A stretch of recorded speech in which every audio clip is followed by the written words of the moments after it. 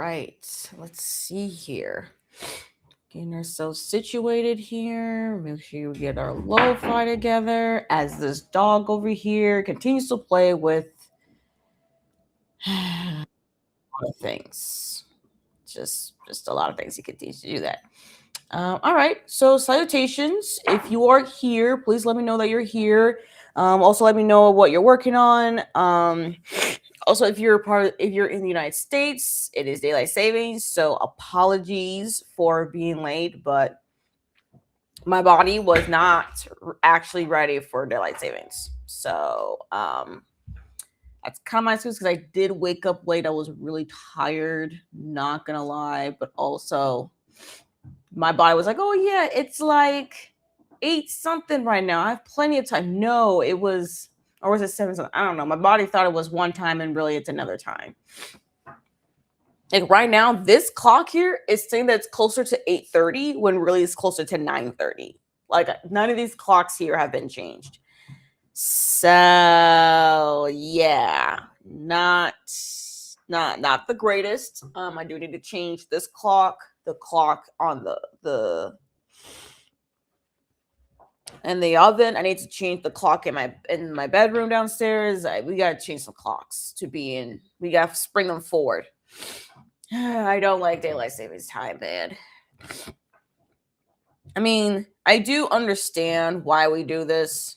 I really do because, like, imagine as the days get longer now, as we get closer to the summer solstice, it's still like 8:30. Like, imagine the way that it's so bright right now is 8:30 and not 9:30. Like, I get it, I really do, but also, geez, my body is like just But yeah, just say hi if you just came in. Hello, Nat. Hey, hey. And also, it's a Sunday. I don't think I don't know. Have I ever even done a rating sprint on a Sunday? Because I've done so every other day of the week. But I don't think I've actually sprinted on a Sunday. Maybe I haven't and I just don't remember. I don't know. Unless it's the last day of the year kind of thing. But other than that, I don't think so. First time sprinting on a Sunday. How are y'all? Hello, Pink Superstar 2. Salutations. First time doing a reading sprint, dealing with ASR. Sore throat. Dang, that's man, that really does suck. I'm sorry you have a sore throat right now, but this is your first time doing the reading sprint. Well, welcome. This is basically doing like the Pomodoro method, if you're familiar with that method, where you do some work or you focus on an activity for a certain amount of time, then you take a break and then you do that again, and so on and so forth. That's pretty much what these sprints are, is basically doing the Pomodoro method. So yeah, it's very super chill. We'll have some lo-fi. You'll see it on the screen. And then I'll give y'all a time as far as like what time we should come back for a break. And I do use time. I do keep in mind of time zones. So I do say Central Time, but since now it's no longer Central Standard, it's now Central Daylight, since it's daylight savings. So now it's Central Daylight Time. So you'll see CDT, Central Daylight Time. Yeah, no longer Standard Time. Great. Hello, Abby. Salutations. Welcome, welcome, welcome. Thank you all for joining me. If you're here, you already know that the goal today is to finish reading Quiet Spells by Isa Agajanian. This is the second book in the Spells for Life and Death duology. I've already read Modern Divination last year, and I think I already have like a reading vlog where I was like reading it. So you already know. Well, some of y'all, maybe not all. I should not assume. Some of y'all have seen my reading vlog where I've read books that are been compared to or marketed as like house, moving, castle related kind of books. And I think I put Modern Divination as pretty high in that list in regards to being like a house, moving, castle. And this is the sequel. It is Quiet Spells. This is how far I'm into it, like right here. Not quite halfway through, but I think over a third. Like I'm over a third of the way through. So I have about 2/3 of this book to go, which is a lot, not gonna lie. But hey, that's why we started these sprints early. And I do have the audiobook available to me.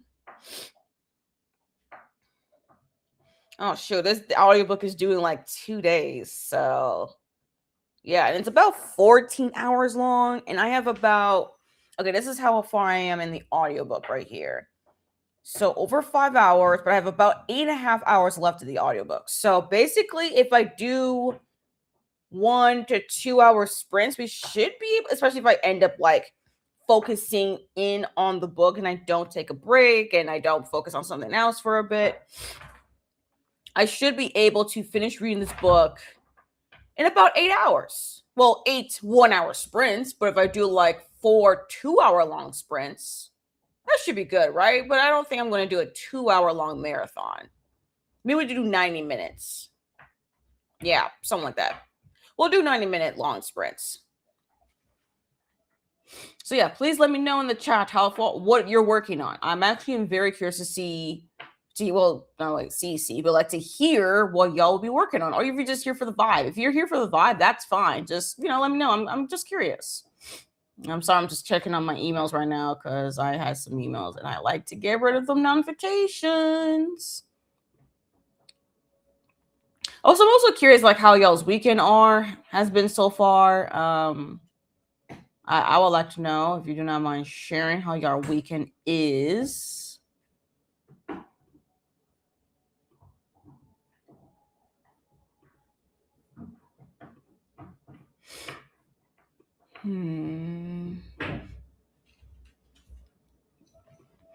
Also, if you hear things going on in the background, right now it's me who's actually awake. My mom already went to church to do her thing. Right now we have this dog named Archibald that we are watching for the next several weeks.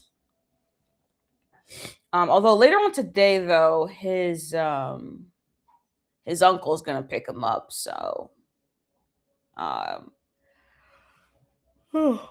sorry. His uncle's gonna pick him up around noon, maybe 12:30, or someone, maybe uncle, aunt, someone's gonna pick him up. So y'all won't probably be able to see him. So, yeah. Anyways, I hope y'all's day is starting off at least in a good start, or at least in a decent start. Just better than a bad start, Hope it's starting off well. Yeah. So we should do first session. Oopsie, spell that wrong. On spring break, let's go. Same as me here, Nat. I'm also on spring break. That's why I'm even doing these sprints, because I'm like, whoo, I'm on spring break. I don't need to worry about going to school tomorrow. Like, I am locked in for spring break. My gosh. Oh my gosh, Nat. I this whole weekend, I'm like, oh my gosh, I'm on spring break. I'm so happy I'm on spring break. Although I did just remind myself though that there is something I technically need to do for a class, which I'm kind of sad about, that I had to do something for this weekend, but I kind of like put it off because I was like, it's spring break. Let me just chill. And I'm like, wait a minute. There's a discussion I need to do by the end of today. So that kind of sucks because today is a spring day. But you know what? That's a different thing to worry about. But you'll be studying for your A and P because you have your anatomy and physiology, because you have an exam when you get back. Ugh, I hate that. I hate when you're like, oh, it's spring break, but then right when you come back, you got an exam. It's like, come on now. Can we do the exam before we do spring break? Like, I want to rest. Damn. I hate that. Okay, I'm sorry. I'm actually looking at my grades right now.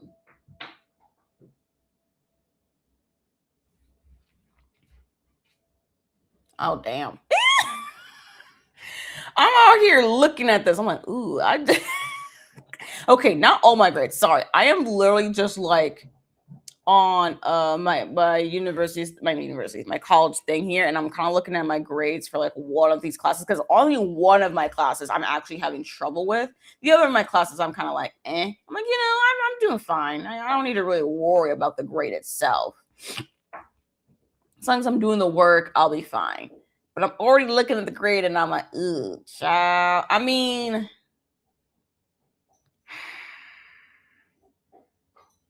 Sheesh. I basically failed at one of these quizzes. Oh my gosh. I knew it had to be pretty bad if I didn't get to see my score, but damn, I didn't realize it was that bad.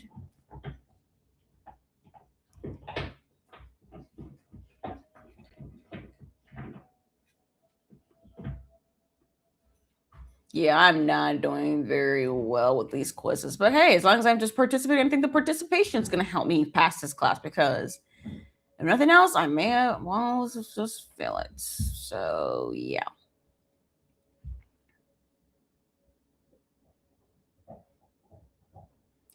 But regardless, though, as long as I'm doing the lick, I should be fine. Yeah. Actually, I'm kind of looking at the discussions, and I don't think there's a lot of people who actually do this stuff. But anyways, that is a different topic. Sorry, I'm getting a little bit distracted. Yeah, you're done with your psychology class. That was too much. Yeah, I can definitely imagine.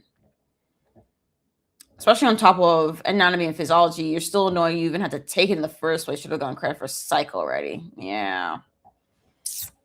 Yeah, that's another thing too. It's like, dang, I gotta take all these classes and then like, go grades and yeah, that definitely does suck though. Nat. But I guess anatomy and physiology is just like completely different and not really related to psychology. I don't know. I don't know how course requirements work when going to a major and stuff, and you just like, really? I don't know. Oops, I spelled that wrong. Okay, there we go. Yeah. Definitely sucks that you have to basically be studying for an exam after your spring break. You're like, come on now, I should take spring break to rest. And that's what I'm doing for the most part, is resting. Except the fact that I have to do this discussion. And like not only do I have to do this discussion, because I need to write an initial post online on D2. I need to write my initial post, which I did not do before. And honestly, that's kind of my fault for not doing that on Thursday. So, but whatever. It's fine. It's fine. I still remember what we discussed. I have my notebook. I can look through my notes. I can like do whatever. And then I need to reply to at least 2 of my peers' posts. And I think I can do that. I can do that. While I'm also trying to finish reading Quiet Spells. Can I do all that? Sure. Just take a break from reading. That's what I gotta do, right?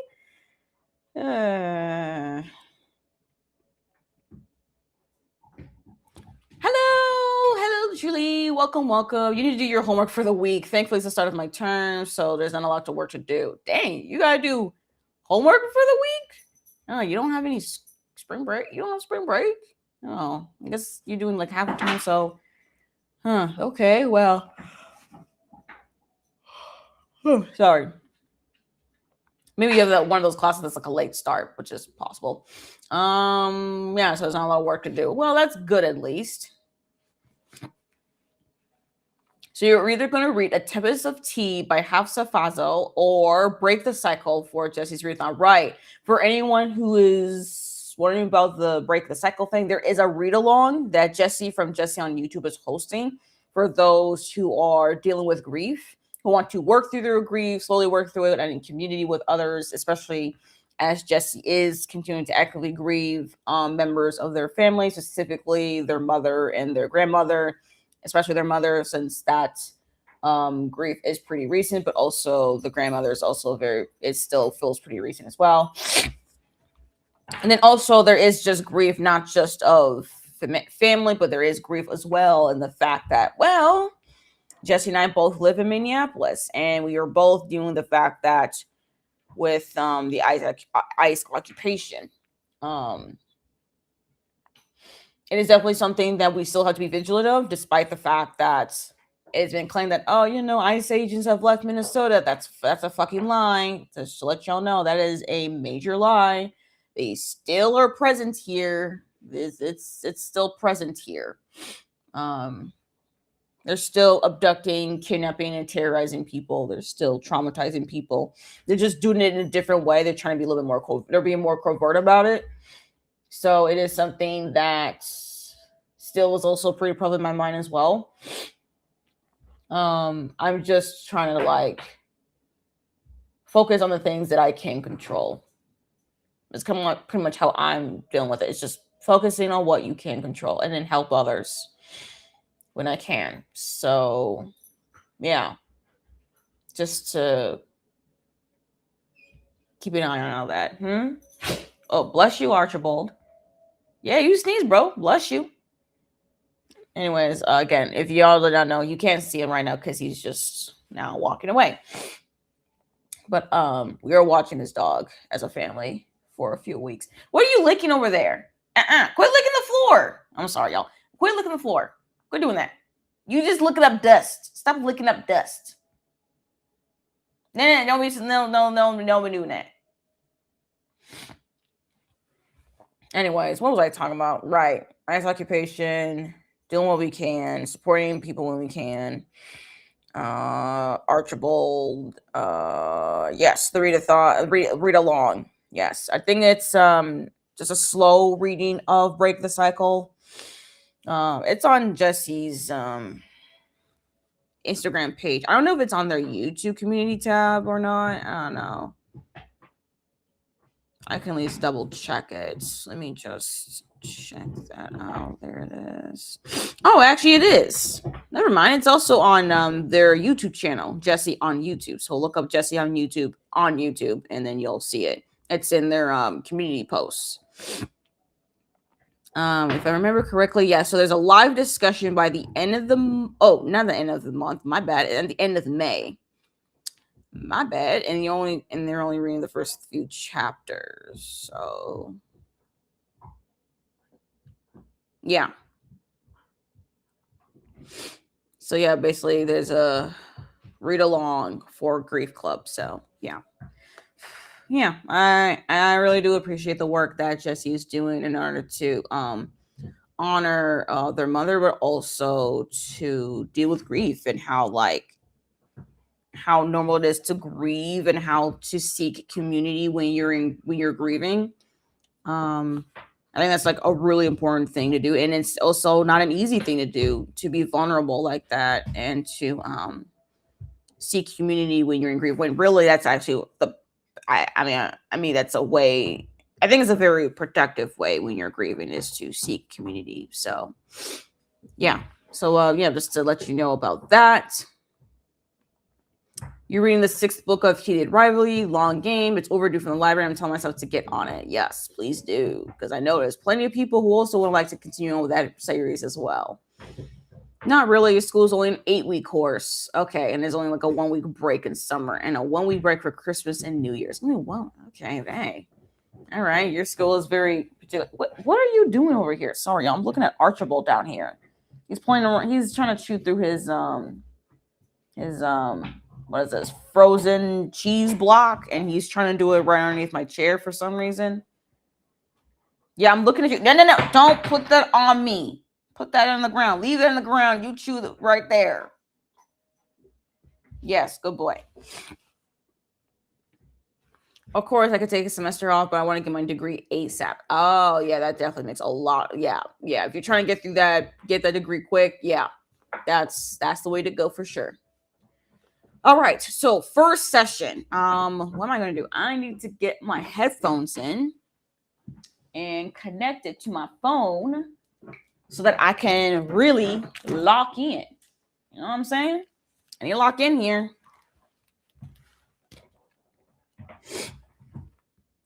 Okay, let's see. Right now it's about to be 9:45. Oh my gosh, I still need to change these clocks. And it's so bright. Like, look, y'all are getting all the sun like right here.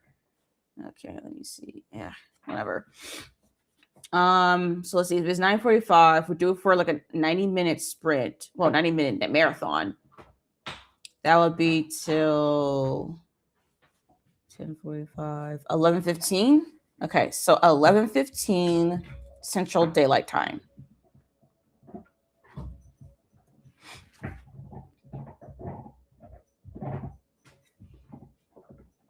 Yeah, so we're going to do our first session until 11:15.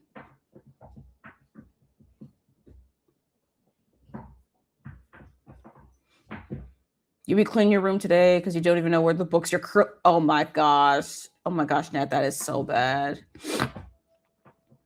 Oh geez, that's so bad. But I hope you find your current reads. Have you read Daybreak? It's about two black teens who are different but develop themes for each other. I think one is non-binary. Huh. I've actually have not even heard of this book. So no, I have not.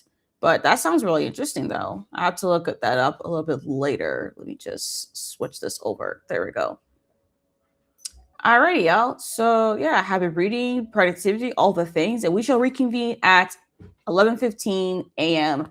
as soon as I switch these clocks.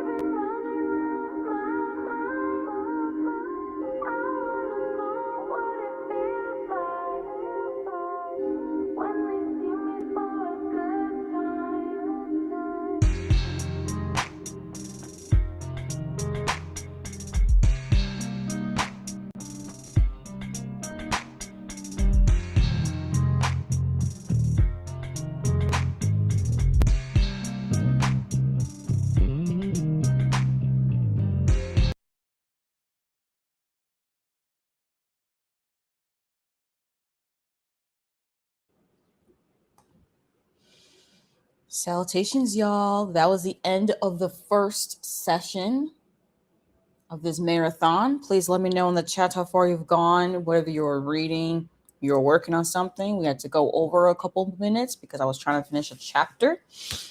Still reading Quiet Spells. I've now made it to about 50%, actually. I'm on chapter 21. So progress is definitely being made. I'm actually making a lot more progress than I thought. Then again, I am reading this as an audiobook more so than flowing along physically, or even like as a hybrid read, which is honestly fine because honestly, I really do appreciate the audiobook narrator. And for those who don't know, Quiet Spells, again, is the second book in the Spells for Life and Death duology, where we're following Aurelia Schwartz and Theodore Ingram. These two are witches, and what can I say about this one? There's someone who is missing that they're trying to figure out what happened to. And then one of the main characters, estranged parent, is dead. And we're trying to figure out what happened, what's going on with their ghost, stuff like that. And there's other things that are going on. And there's a lot of like grief that's kind of like a main focus here. There's a grief of a parent in various ways, actually. Honestly, grieving of a parent is is very apparent, whether it's in death or in abandonment, basically. And of course, right now he's squeaking his toy. All right, have fun with that, bro. Yeah, this is definitely a book that focuses a lot on grief. And I'm kind of curious to see if we get much answers, not gonna lie. Because this is a slow-paced book. It's just I think it's a little bit faster than Modern Divination. I think like Modern Divination was so slow-paced. But since we already know the characters, we do get it's still pretty character-driven, but it is also pretty slow-paced to me, even though we are making progress through the plot. We also get more perspectives in Quiet Spells than Modern Divination. So if you're familiar with the Modern Divination, it was basically, I think almost the entire book was written in Aurelia's perspective, or Rory. And in Quiet Spells, the main perspective here is Theodore, or Teddy.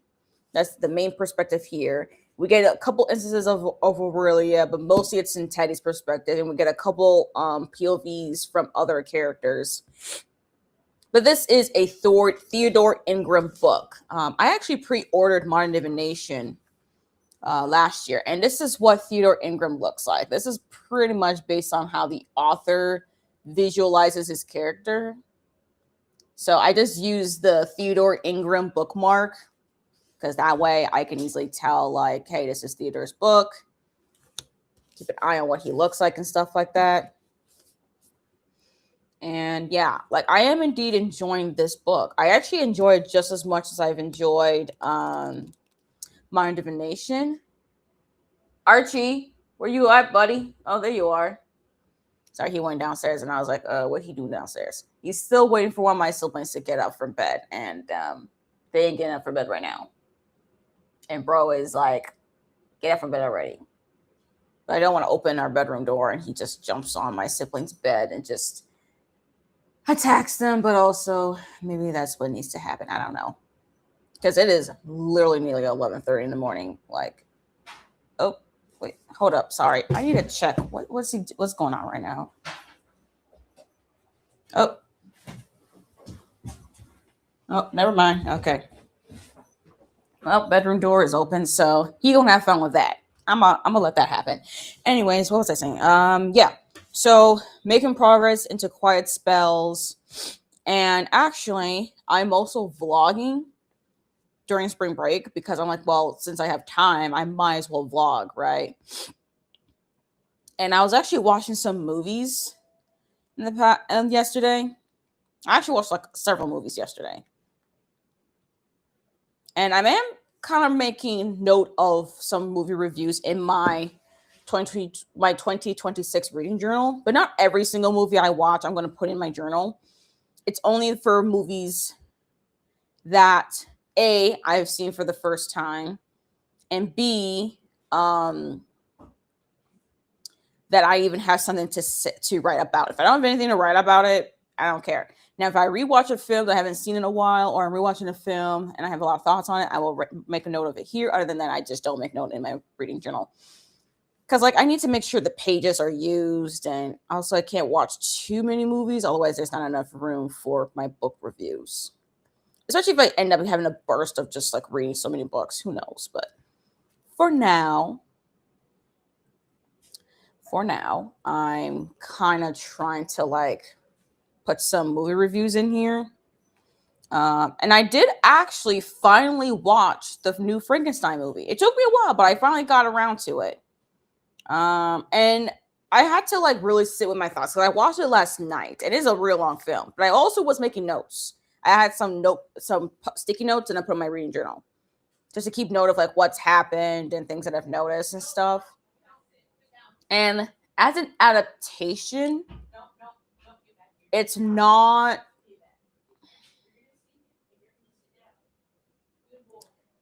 Guillermo del Toro's Frankenstein. It's not a perfect adaptation of Mary Shelley's Frankenstein. It's just not. I think Mary Shelley, the way that she wrote that book, is unique. It'll forever stand the test of time. And I don't know if any movie or any director can accurately adapt that book.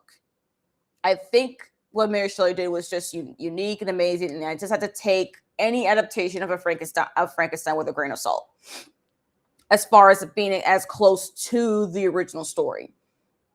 Because I have found that the depiction of Victor and the creature to be fascinating in Guillermo del Toro's version of Frankenstein. But I also know, even though it's been years since I've read the book, I did notice, I was like, wait, this doesn't feel quite like it was in the book. However, if I take my brain out of the way that this is supposed to be a one-to-one direct adaptation, then I could just appreciate the movie for what it is. And I think it's a very interesting look at those characters, especially with the actors. I think the actors' portrayal, like how they brought these characters onto the screen themselves, it makes the movie way more interesting and way more dynamic to me, if that makes sense. Like, the actors who play as Victor Frankenstein, I think Oscar Isaac is the lead actor in Frankenstein. And then we have Jacob Elordi. He is the one he acts as the creature. And my gosh, Elordi did such an amazing job as the creature. Like, I'm genuinely shocked on how well he acted as the creature. I think that's actually the main highlight of the movie. It was that man's acting of the creature, and the creature as a character is so fascinating, which honestly was a highlight for me when I read the book. When I read the book, I was so fascinated by the creature, and I really appreciate how Del Toro casted Jacob Elordi for this role. Like, I don't know, I guess it just really worked for me. The only actor I was kind of like not totally sure about as far as the casting choice was Mia Goth as Elizabeth. I don't know. I feel like Elizabeth's character, not gonna lie, was kind of put in the wayside just a bit. I feel like her character was definitely a departure from the book, and I barely remembered her from the book. But watching the movie, I was like, wait, it doesn't remind me of anything from the book. So I think there's some creative liberties with Elizabeth's character. And I don't know, I'm not totally sure if Mia Goth was the actress for that role. I don't know who should have replaced Mia Goth, but I don't know. I don't know if I even really like Mia Goth's acting. Maybe that's what it is. Maybe I don't particularly like her acting. I don't know. But I will say this much. Even though Del Toro takes creative liberties in this adaptation versus what Mary Shelley wrote, I do still think it fits into the mold of being a Frankenstein adaptation, because it does say relatively the same things as what Mary Shelley did, but not in the same way, which is fine. Honestly, that is completely fine. Adaptations do not need to be one-to-one. The only thing that needs to be a one-to-one adaptation for are mangas to anime. I'm sorry. Like, when it comes to a manga watching an anime, that shit needs to be one-to-one to me.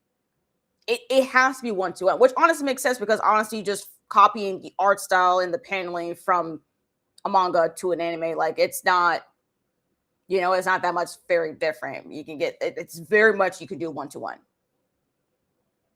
So like that's the only that anime is the only thing that I'm like, no, if this is based on a manga, it has to be one-to-one. Other than that, a book and a film or a book and a TV show, they don't really need to be one-to-one. And honestly, I don't think it's really plausible because of the way the books are written versus how film is such a different medium. Those are so separate mediums that they can't quite overlap. And I don't know, the way that Mary Shelley wrote Frankenstein is so amazing. Okay, like Mary Shelley ate with that, and she was so young when she wrote that book. I'm like, I don't know how she did it, but she did it, okay? Mary Shelley was just that girl when she did it. All right, like, I don't know what to say about that. She did what she did what she did. Like, I don't know if it's even possible to ever faithfully one-to-one adapt Mary Shelley's Frankenstein. I don't think that's possible. And I think for those who have watched this adaptation, hoping that it will be a one-to-one, I hope they realize that no adaptation from a book to a movie is going to be one-to-one. Maybe there are book to film adaptations that are one-to-one, but then to me, why on earth do we have it as a film adaptation? Like, I don't know. I there are stories that work better on screen than in maybe book form, or the screen elevates certain things that it was hard to find, so it's hard to understand from the book. Like I've seen people who have read Normal People by Sally Rooney, for example, and then they watch the TV show adaptation and they love the TV show adaptation more because they finally understood like the emotional complex core of the two characters more so than they got from the book, which makes sense because I think Sally Rooney's writing style doesn't really play into the emotions. I mean, it's there, but I think Sally Rooney's writing style is just more straightforward. On with Mary Shelley, when she wrote Frankenstein, I think the emotional core is there, but also is very philosophical.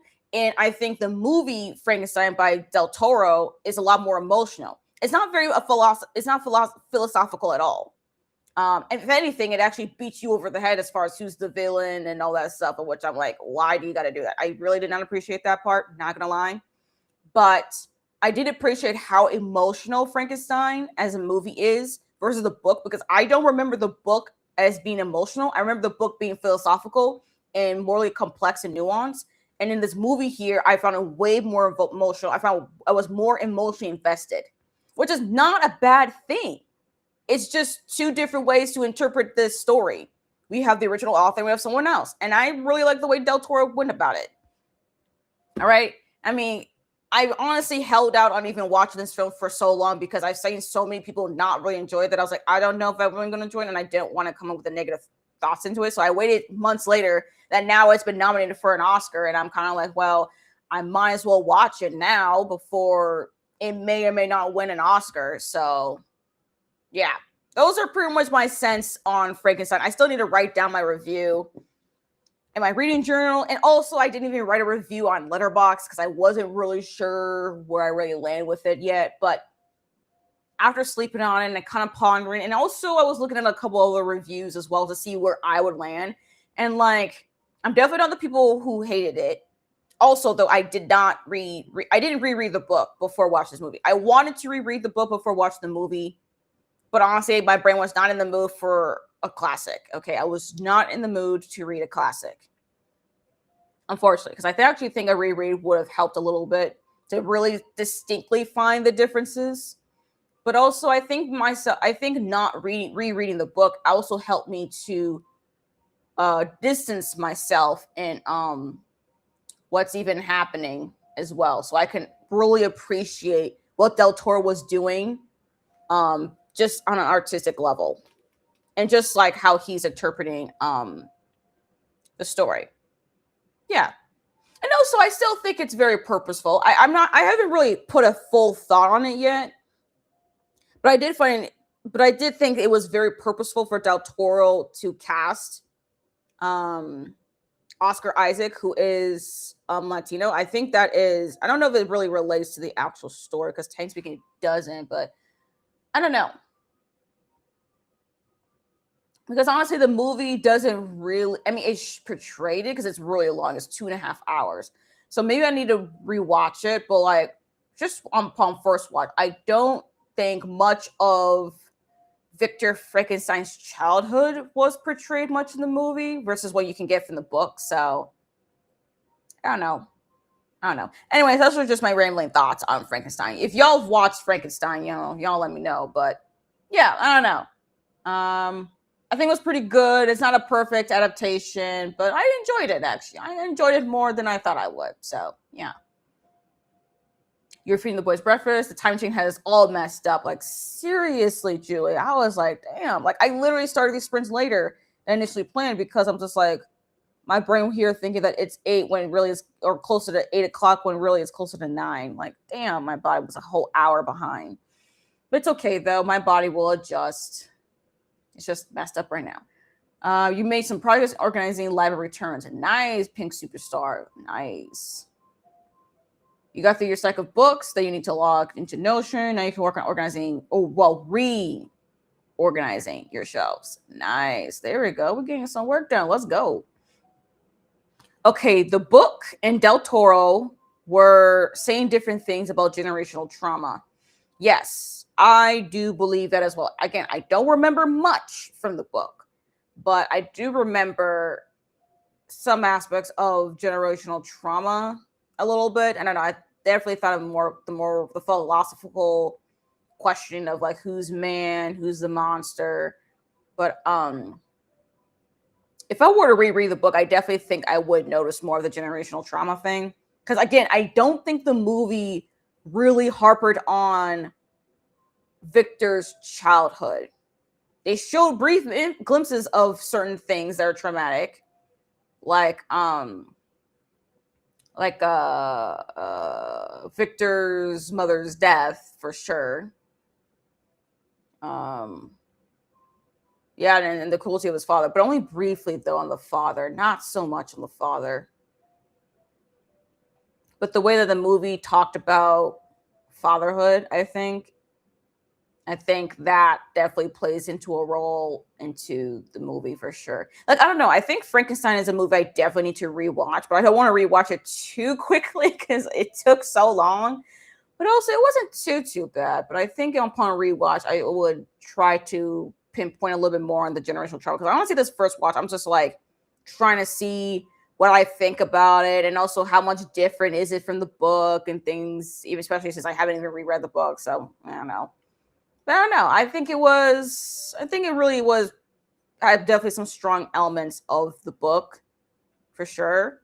It's just told differently. And yeah, I definitely do think the book and the movie are different, but it's telling different things about similar topics. So yeah. Oh, you like the movie a lot, but it kind of took all the nuance away. Yeah, which isn't the worst, but makes the message different. Yes, that is honestly my main critique of this movie is that it took away the nuance of Frankenstein and his monster. Like, it made it very clear on who is man and who is monster and all that. It was being way too upfront about it. So yeah, that's why I was like, it did that over the back, especially for how long it is too. I'm like, really? Like, there was literally a whole ass scene towards like the climax of the movie that literally tells Victor the message of the film. Like, really? And you know what also irritated me too about that though is that I actually rewatched Guillermo del Toro's Pinocchio, which actually both of those movies were really similar to me. And I'm like, wait a minute, why does this feel like I'm watching relatively the same movie, but one was much longer than the other? Like, think about it. Pinocchio and Frankenstein. Both of these films deal with characters that dealt with a loss, and they're both trying to, like, both of them in a different way are trying to deal with that by creating life. One is out of grief and loss, the other one out of arrogance and narcissism. Like, not gonna lie, Frankenstein and Pinocchio were a little bit too close for me. I was like, wait a minute, this is kind of similar here. Hold up now. Although one has a different tone, and also the medium is much different, and the other one is definitely a darker tone. Like one's a lighter, optimistic tone, the other one's more dark and maybe hopeful in the end kind of tone. But the thing is, though, both of those movies also have a character or there's something about the narrative that beats over the head about the message. I think in Pinocchio, though, is a little bit excusable because of the fact that we know that Pinocchio is meant to be a child a little bit. And then Cricket, I don't know, just Sebastian J. Cricket from Pinocchio kind of irritated me upon rewatch. Not gonna lie, I really wasn't here for his character. He was more annoying. And since he was annoying, I just saw him more of as a plot convenient kind of thing. But in Frankenstein, it was just a narrative thing that just beat it over the head. So that was even more egregious to me, unlike a character. A character that I'm like, if you just take that out, that'd be just fine. And also I like the animation. And also it was a musical, so I don't know. Pinocchio's different, but I don't know. It was just interesting for me to see Pinocchio and Frankenstein and be like, these films are very similar. There's a lot of overlap between those films. So if any of y'all watch Frankenstein, watch Pinocchio. Because those films I think are pretty, there's some overlap here between the two. You don't think Mia Goth's a good actress, really good horror screen, good at horror camp, but seems to catapult her into fame. Yeah, like I don't know, like Mia Goth as the actress for Lady Elizabeth, I was like, something about this don't seem right. Like I love the costuming that they did. Actually, there's so much about Frankenstein as a movie that I'm like, on a technical level, I don't know how on earth they did it, but it must have taken so long to create these set designs. Like, my gosh. Like, if nothing else with this movie, I truly believe that this movie deserves Oscars for a whatever technicality for the film. But then again, though, I forgot though that Sinners is also in that lineup too, because Sinners also in a technical cinematic level with Sinners though, that was also really good, especially the way that Michael B. Jordan played as two characters, like a set of twins. Like, man. But also though, the way that the set design and also the creature, I don't know, the costuming was so good. I really like the costuming of Frankenstein. But also the design of the creature. Like, y'all, watch the movie for nothing else. If you are appreciative of film, watch Frankenstein, just the appreciation of how the earth, they created the creature, okay? And all the gory bits, like the gore bits and trying to create this. Oh my gosh, there's so much about this film that honestly, on a technical level, I really do appreciate because, man, I know it took forever to build all that together. Oh my gosh, so good. I do love that bit. But Mia Goth as an actress, yeah, I don't really care for her at all. Like, I don't think she acted well enough for this character. I don't know who would be the alternative, though. That's my problem. I don't watch a lot of live action film to be like, oh yeah, this person could do better with better direction and stuff like that. Like, I don't know. Because I think the direction of the film was so good, but Mia Goth's performance can put things back, especially for Elizabeth's character. But then again, I don't think there was really much on her characters. I don't know. I have issues. Okay? I truly have issues. But I still think Frankenstein as a movie is pretty good. As an adaptation, different. Just different. And that's fine. Prefer the book, that's fine. So if you watch... So in conclusion, watch Guillermo del Toro's Frankenstein. However, if you are a fan of the book, don't come to this movie being like, oh, this is going to be a 1-to-1 adaptation. No. It's an adaptation that has taken creative liberties. All right? So take that with a grain of salt. Yeah, I think that's the best way. So basically, I think I'm going to rate the movie as a 4-star. Yeah, it's a 4-star movie. As an adaptation, I would say 2.5. But as a movie, 4 stars. So, or maybe actually as a movie, I would say 4.5. So, yeah. And I will lean in more towards like a 4-star overall. Mostly because of the fact that I did not reread the book before watching this movie. And I think that really helped me out. So, yeah. Oh my gosh. Costume design was incredible. Oh, so good. Want to watch it again now. It was too soon for me to watch Frankenstein, but hey, if I give myself like a couple of months, I think I will rewatch it. Not gonna lie.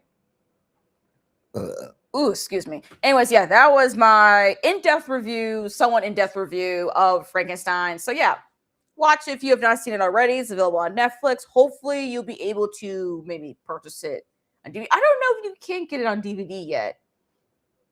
It's still a little bit too soon to watch it on DVD. But I hope so, though, because I actually got a chance to rewatch Pinocchio. Even though I think it's still available on Netflix, I was able to borrow the DVD through my library, so that's pretty cool. Hopefully, they can do that with Frankenstein, because I want more people to be able to watch it. So hopefully, there will be a DVD available so that libraries can purchase it and add it to their catalog. Yeah. Anyways, that's enough movie talk. Let's actually get into book things. So yeah, halfway through the book, I can't really talk much else about the plot of Quiet Spells because again, it's the sequel. This is the second book.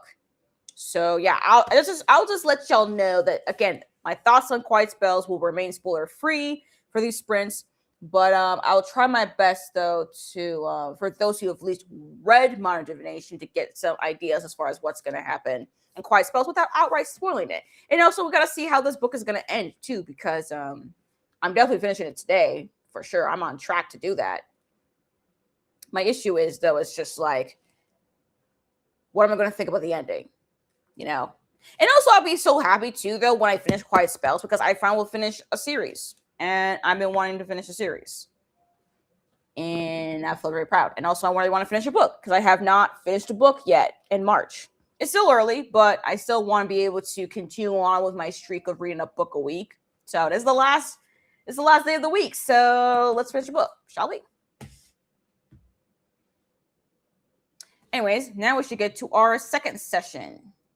Until there's another 90 minutes. So this is, oh wow, look at that. Almost 11:45. Okay, so if we do another 90 minutes, let's see, 12:45, 1:15. Okay. 1:15 p.m. Central Daylight Time.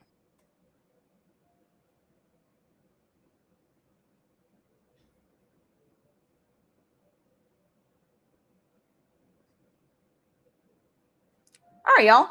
Cool. We're going to start our second session. So happy reading, productivity, all the things, and we shall reconvene at 1:15 p.m. Central.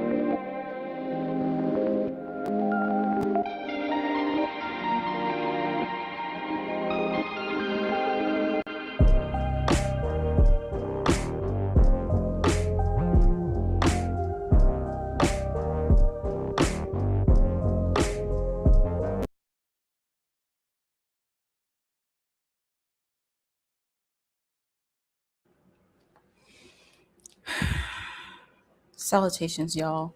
That was the end of our second session.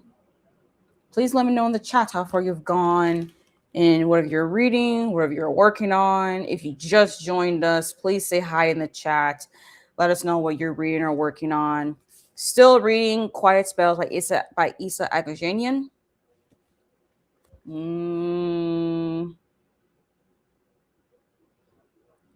Over 300 pages now.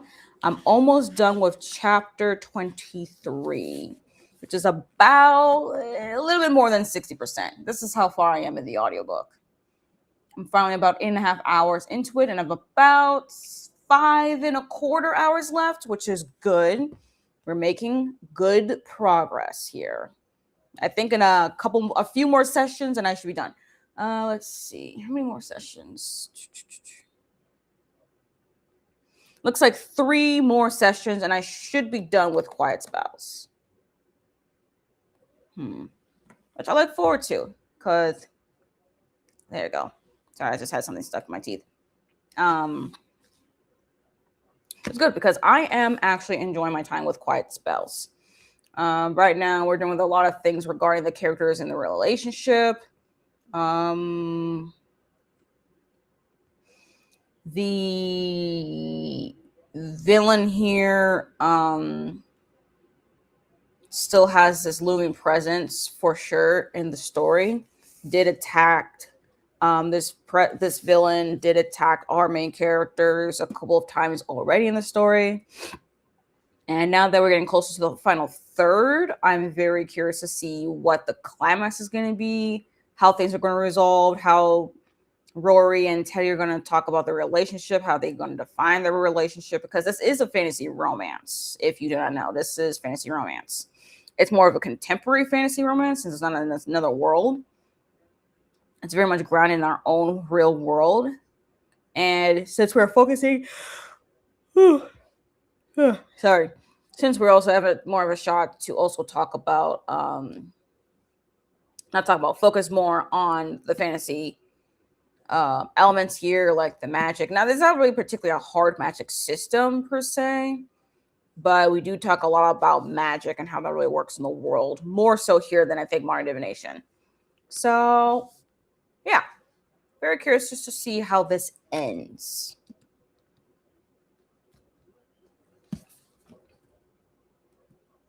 Very curious. Let me catch up on comments real quick. Okay, you sort of order your books by season you want to read them in. Huh. Okay, so I guess you have like a what? Sorry, excuse me. Books that you're trying to read before spring, books you want to read in spring, summer, fall, and the next winter. Okay. You know what? That's actually not a bad idea to organize your books. It's based on when you seasonally think you're going to read them, or at least you want to read them. For me, if I were to try to do that, it will always switch around because like my brain will always want to read fantasy no matter the season. Occasionally we'll want to read like a classic and a lit fic, maybe a nonfiction here and there. I don't know. I never... Sorry. Never thought about how I would organize my books by season that I want to read them in. Because I do like to do seasonal TBRs. But then again, I don't always follow through with them. Which does remind me, I did recently film my spring TBR video, and y'all will get that video, I think, in the coming week or so.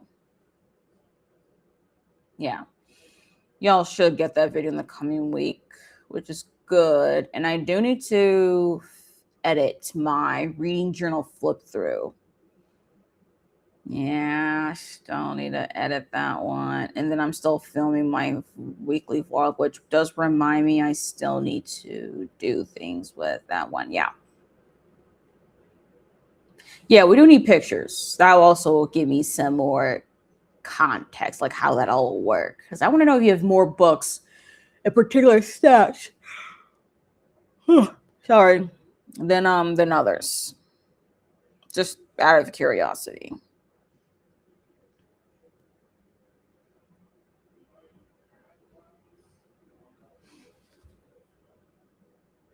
Oh, whoops. Sorry. Julie finished their homework and took a shower. That sounds like a vibe. Truly, truly a great vibe. After lunch, I'll post on my Insta stories. Nice. Okay, cool, cool, cool. So don't worry, y'all. We're going to get all the tea. We're going to get to know the things. Cannot for the life of me find my copy of A Witch's Guide to Magical Alchemy, and I'm very upset about it. Oh, didn't you like enjoy that one? Because I remember you read that one. I forgot when this was, but I remember you were saying that you wanted to read it pretty soon because you were really enjoying it. And then I think no magical. Oh no, wait, that's Magical Alchemy. My bad. I'm thinking about if there's side. It's a secret. I was thinking about the Irregular Witches. That's what I was thinking of. But I think you did enjoy the Magical Alchemy, though, regardless.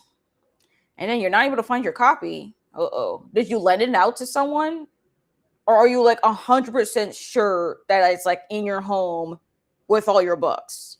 Like, did you put it in a nightstand? Did you put it in a closet? Did you put it in some sort of bag? Like, I don't know. Sometimes it'd be like that with a book. Like, you put it in a bag and you kind of forgot you put a particular book in a bag. So, I don't know. Maybe. Right, you were joining. You're going to do a stream like this for where you try to finish reading it. Like you don't end the sprints until you finish reading it, but you can't find it. Well, that's concerning. I really do hope maybe it's in a bag or something, or maybe it's in underneath the bed. Like I don't know. Hopefully, it's just some place that you just accidentally misplaced and you can just find it.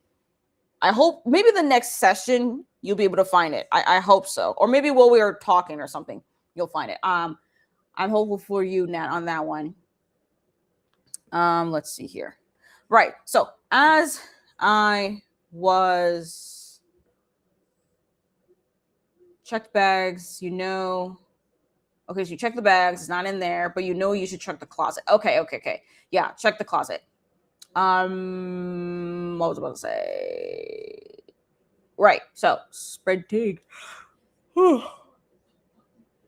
Sorry, y'all. Oof, yawning. My brain and my body is still trying to adjust the fact that it is almost 1:30 and not almost 12:30. Oh my gosh.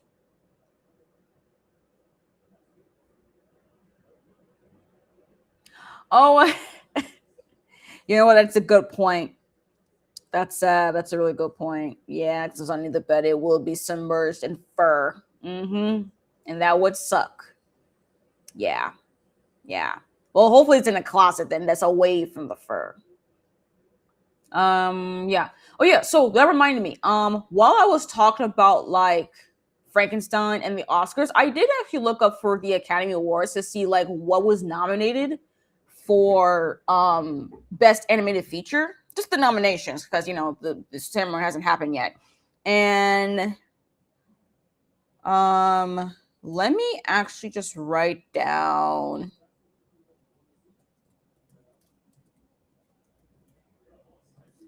nominees for I like to look at what was nominated for animated feature film, because like I do like to at least watch most, if not all, of the films that were nominated, especially the winners. I like to really watch the winners. I haven't seen every winner though, and trust me, believe I did check, because I've been kind of been keeping track since they've been doing the Academy Award. There's a whole list because I have a whole thing. Anyways, what was I going to do? I need to write down the nominees. So there's this movie called Arca, which I've never heard of, but I'm kind of curious now to check it out.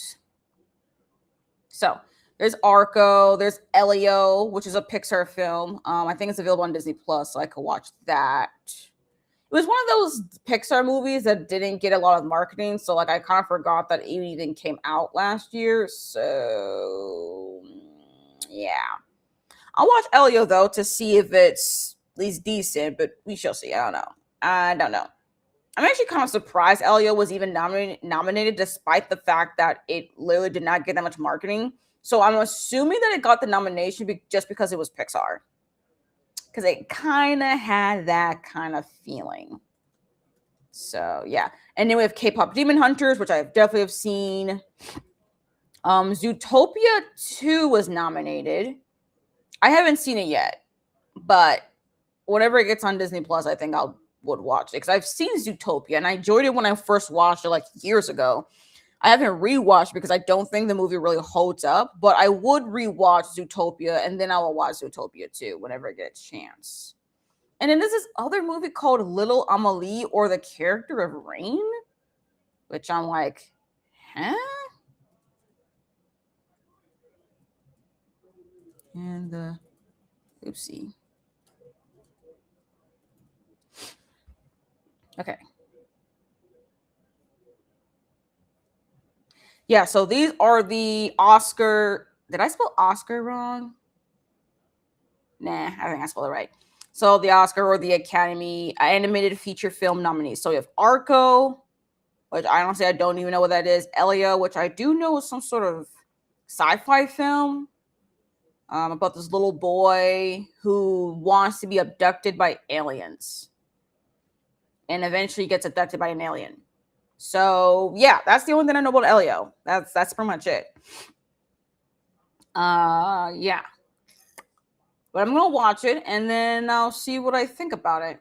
I'm kind of curious to watch it though, because again, it really did not get that much marketing like at all. I genuinely forgot that this movie even came out in like 2025. And then of course, K-pop Demon Hunters. I watched that thing like multiple times. I listened to the soundtrack like every single day. Like, I know.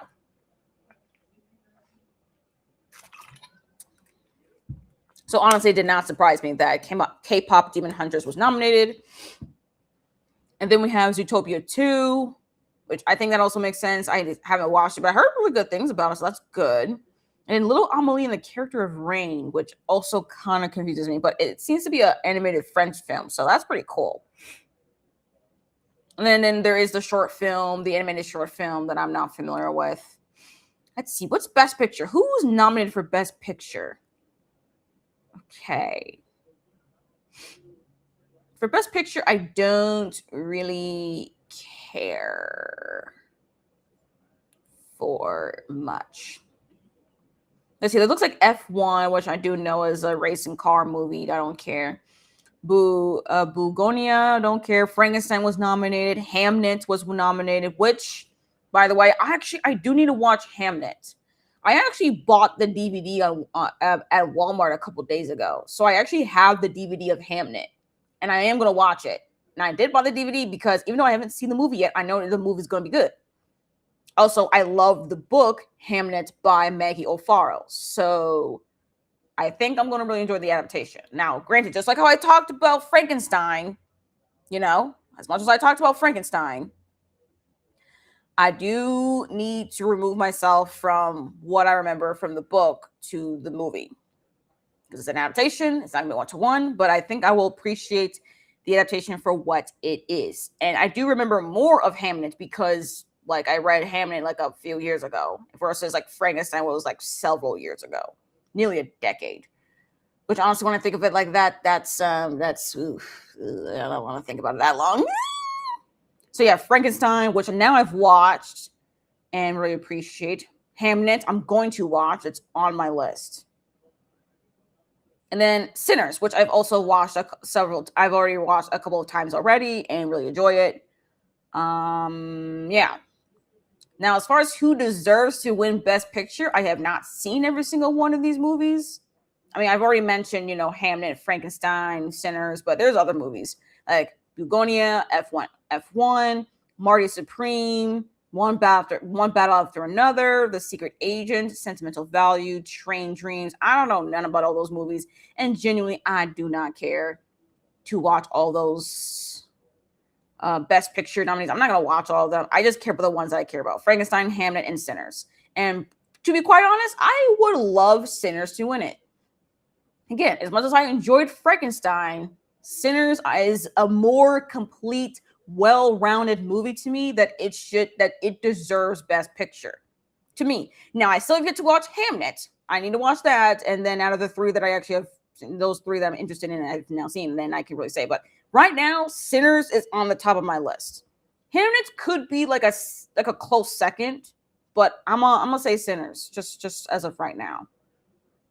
Let's see what other. I actually don't know about who else is nominated. Actually, isn't there something about a wait? What about actor? Maybe best actor in a lead role. Oh yeah, Michael B. Jordan for Sinners. I mean, it's not like I have really much of a. I mean, it's definitely biased because I love Sinners. So yes, Michael B. Jordan for sure, an actor in a leading role. Actor supporting role, Jacob Elordi for Frankenstein, or Delroy Lindo from Sinners. Damn. Because like Jacob Elordi really did like a really good job as like the creature.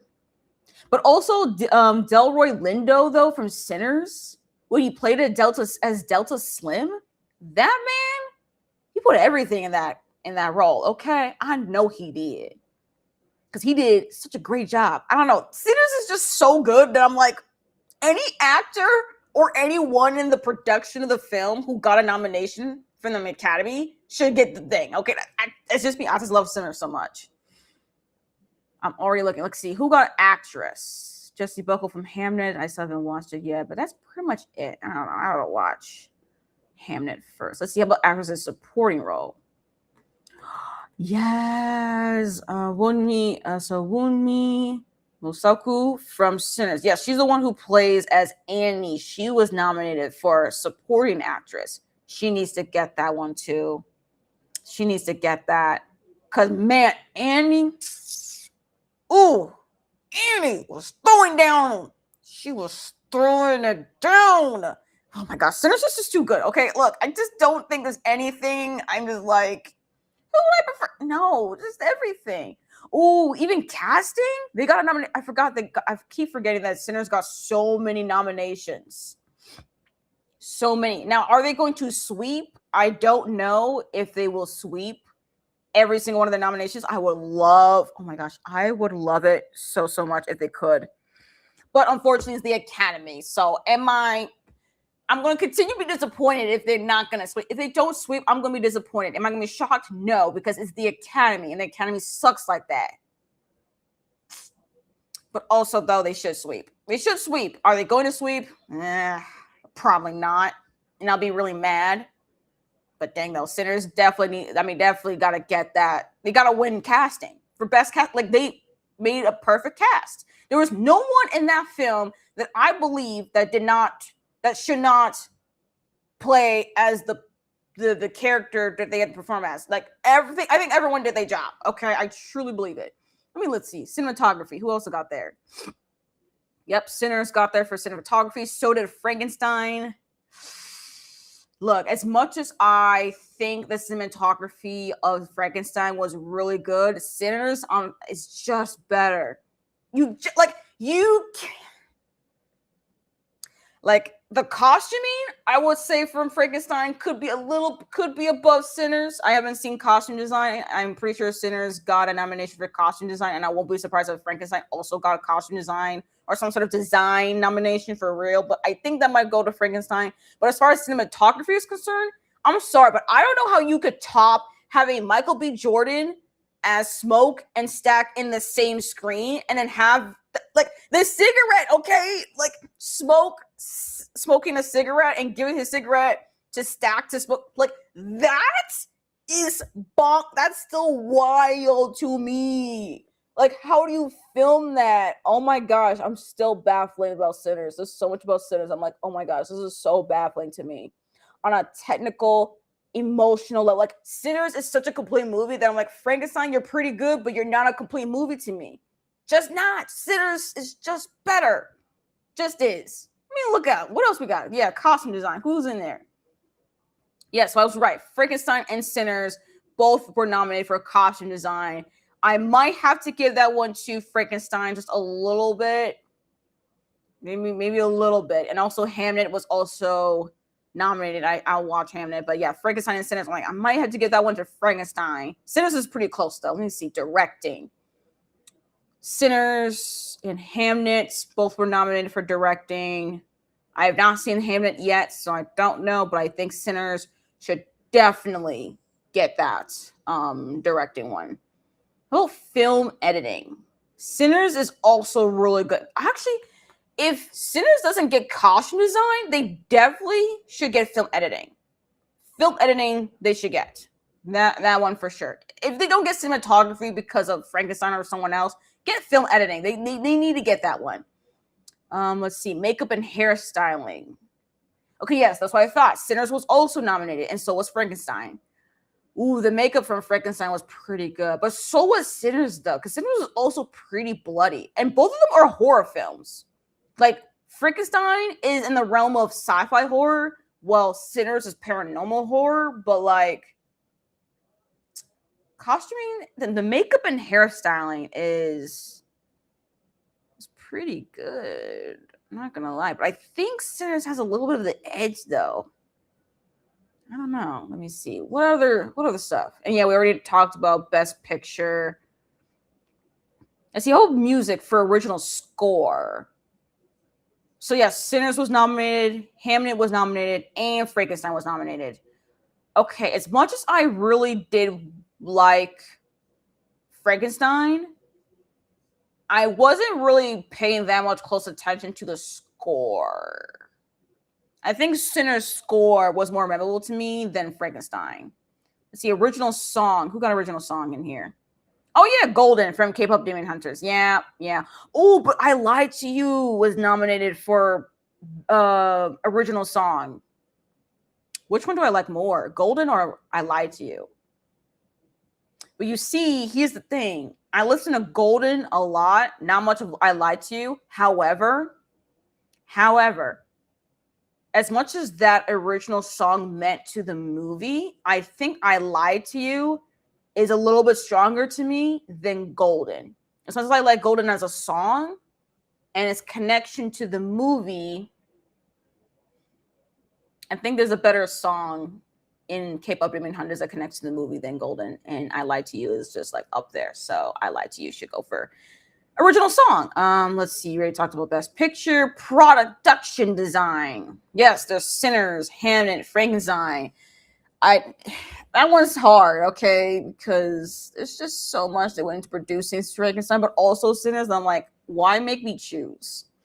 Sound. Frankenstein and Sinners were both nominated for sound. Child, what do you want from me? I'm gonna go Sinners all the way. Visual effects. Sinners is nominated. And they should get that one. Okay, writing from an adapted screenplay. Is that Frankenstein? Yeah, that's what I thought, because Frankenstein and Hamnet were both adaptations.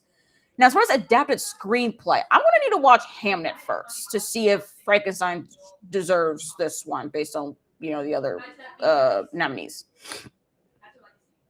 Because again, as much as I like Frankenstein, as far as an adaptation of a book to screen, I have issues. So maybe if I watch Hamnet, hopefully that one's maybe an adaptation I could respect being as a good adaptation of. And as far as original screenplay, Sinners is in this one, and I think that one should win as well.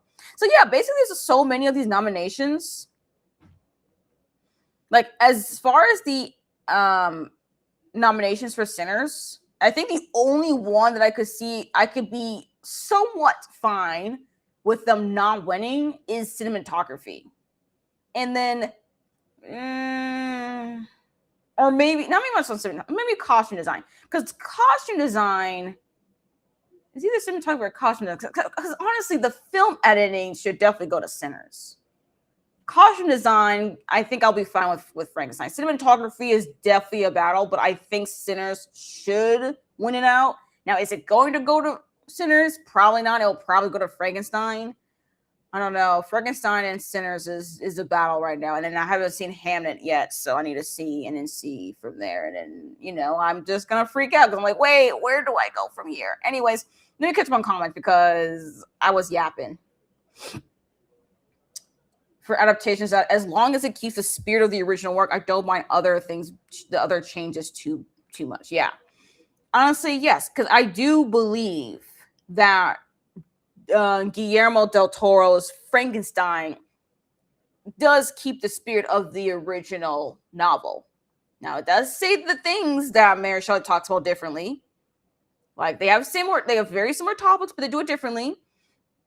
And it's not philosophical, which if you see Frankenstein as a very philosophical sci-fi horror, this movie is not philosophical. It's just not. And I think that's okay. So I still think it has a spirit. And the changes make it help it to be a little bit distinct, to be its own thing, but also still keeping the spirit. Like I can tell like it's pretty much a Frankenstein film. It doesn't change it that much. Again, Sinners should sweep. Now, are they gonna sweep? No, because it's the Academy.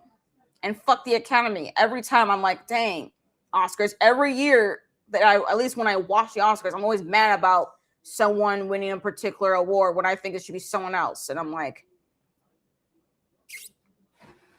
they just want to make us all mad. Because I think Sinners should win cinematography, even though it most likely will go to Frankenstein or some other film. Costume design is the only nomination that I'm like, it could go to Frankenstein and I'll be fine.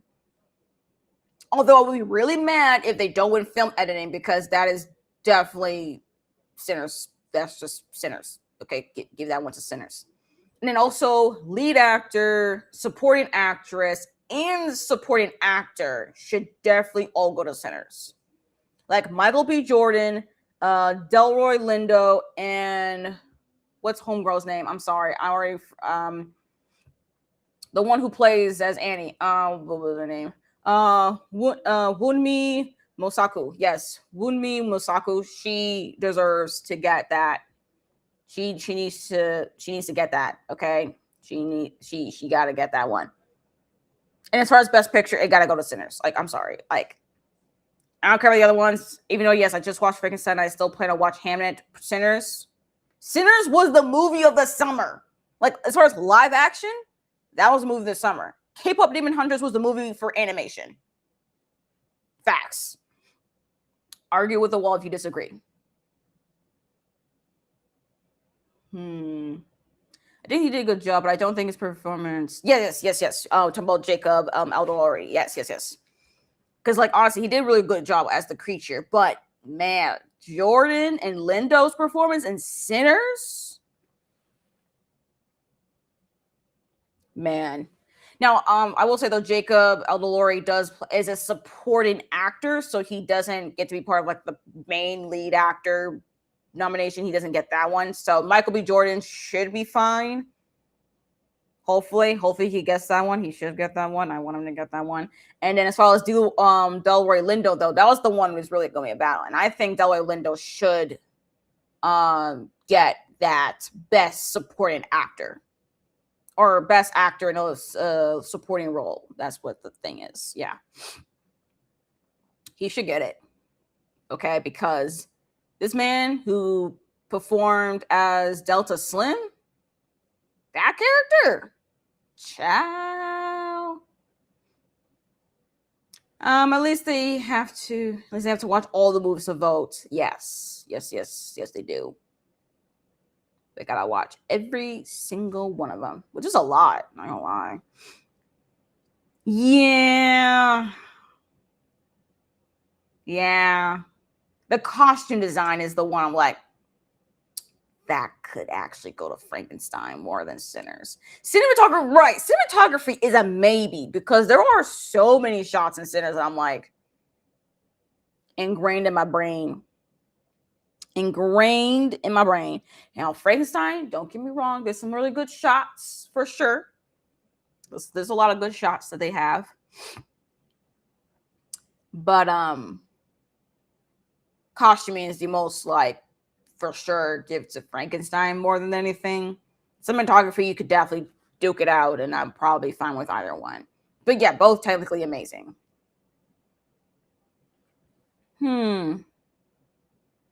A lot more prosthetics in Frankenstein, though, so maybe it has the edge on Sinners there too. That is true. Yeah, that is true.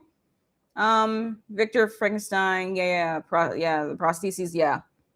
That's also pretty true. That could also win out Sinners in that regard. And I gotta say that was pretty cool seeing as well on screen. So yeah.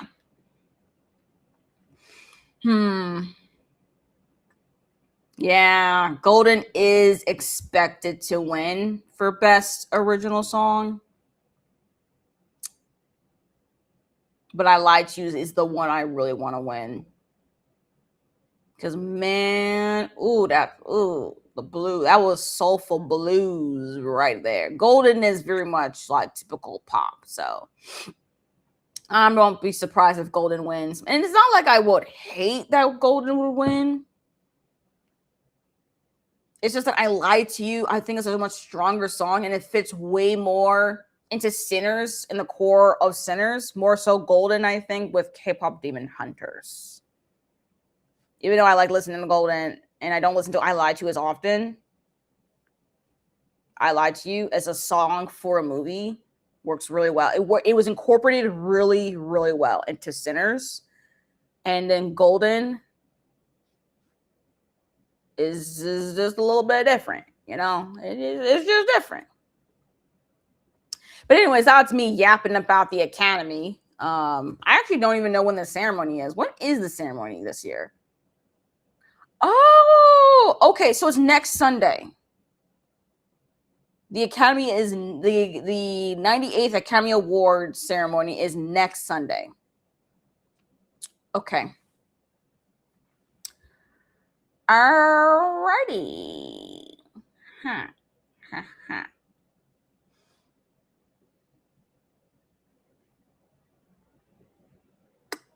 All right. Cool. So then I guess I know what I'm watching then. Now I know what I'm watching for next Sunday. Anyways, we should definitely start our next sprint. Let me just get the next video.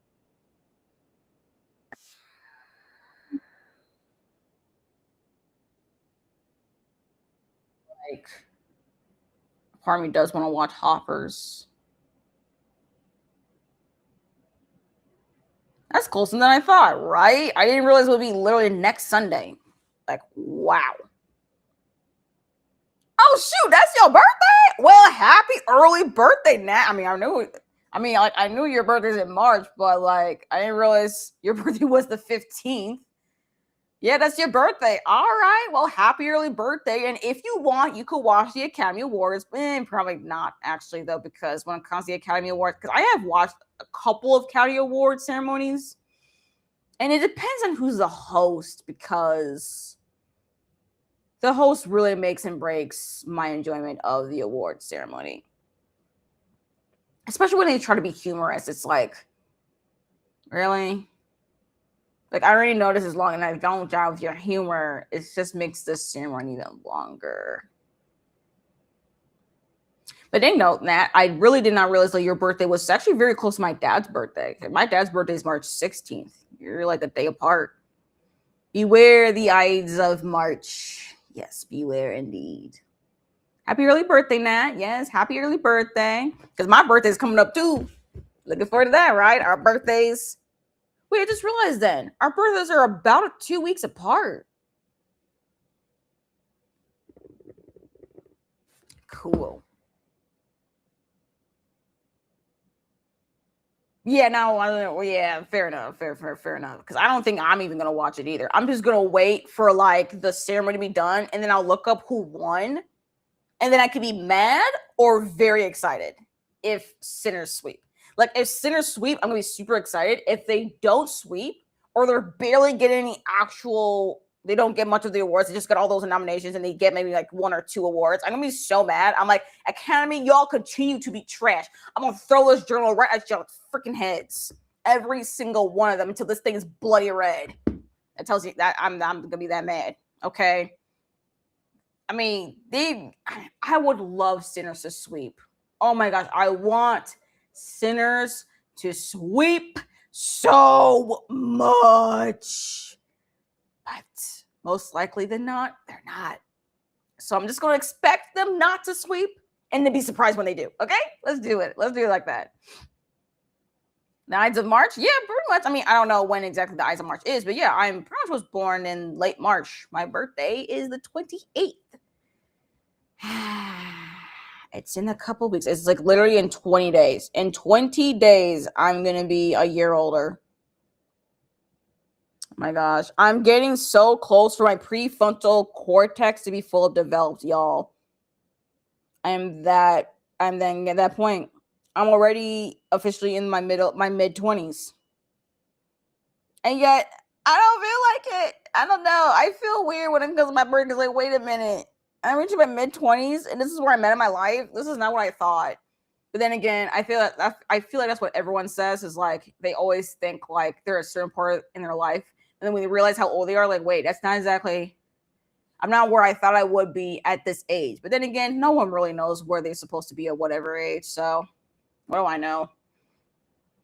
I just want to know who wins. Fair enough. Yeah, because Academy sucks. Yeah, I care about who wins too. I love to see who not gets nominated, and I want to see who wins. But I'm not watching the whole ceremony because the ceremony is boring as hell. Oh my gosh. But anyways, let's move on from the Academy. Let's actually start our third reading session. Let's see. It is almost 2:00.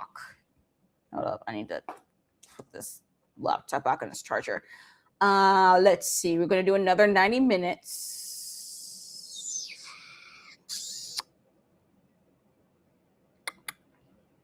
Which means 3:30. 3 p.m. I think. Was born on Friday the 13th, and I was born on the anniversary of this. Dang. Oh, wow. Dang, your brother, wow, you and your brother are born very close. I know you're like years apart, but like, that's interesting that you're both born pretty close to each other. Wow, the 13th and then the 15th. That is very, very close to each other. Double bad open birthdays that we get to celebrate together because they're so close. Yeah.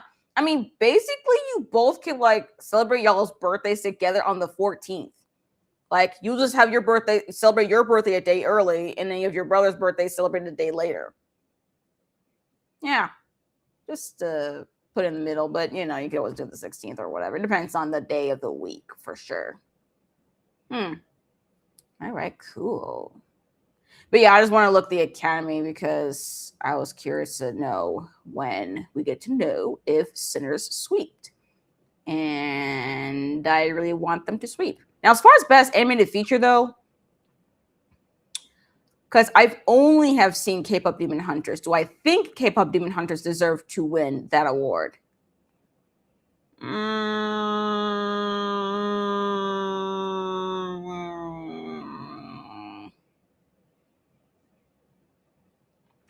Probably not. Because I don't know. I'm looking at, I don't know. I need to watch more of those movies and then we'll figure it out. Oh my gosh. I always say I'm the best birthday present he ever got. I love that nap. I really, really, really do. Because right. I mean, what else can you say about birthday present? Like, hey, you got yourself a cool rare sibling. I mean, that's a flex. Not gonna lie. That is truly a flex. Man, I love that. Okay. All right. Oops, wrong tab. Okay, there we go. Found myself. Okay, cool. So we're going to start our third session. This is going to be another 90-minute sprint. We shall reconvene at about 3:30 Central. So happy reading, productivity, all the things, and we shall reconvene soon.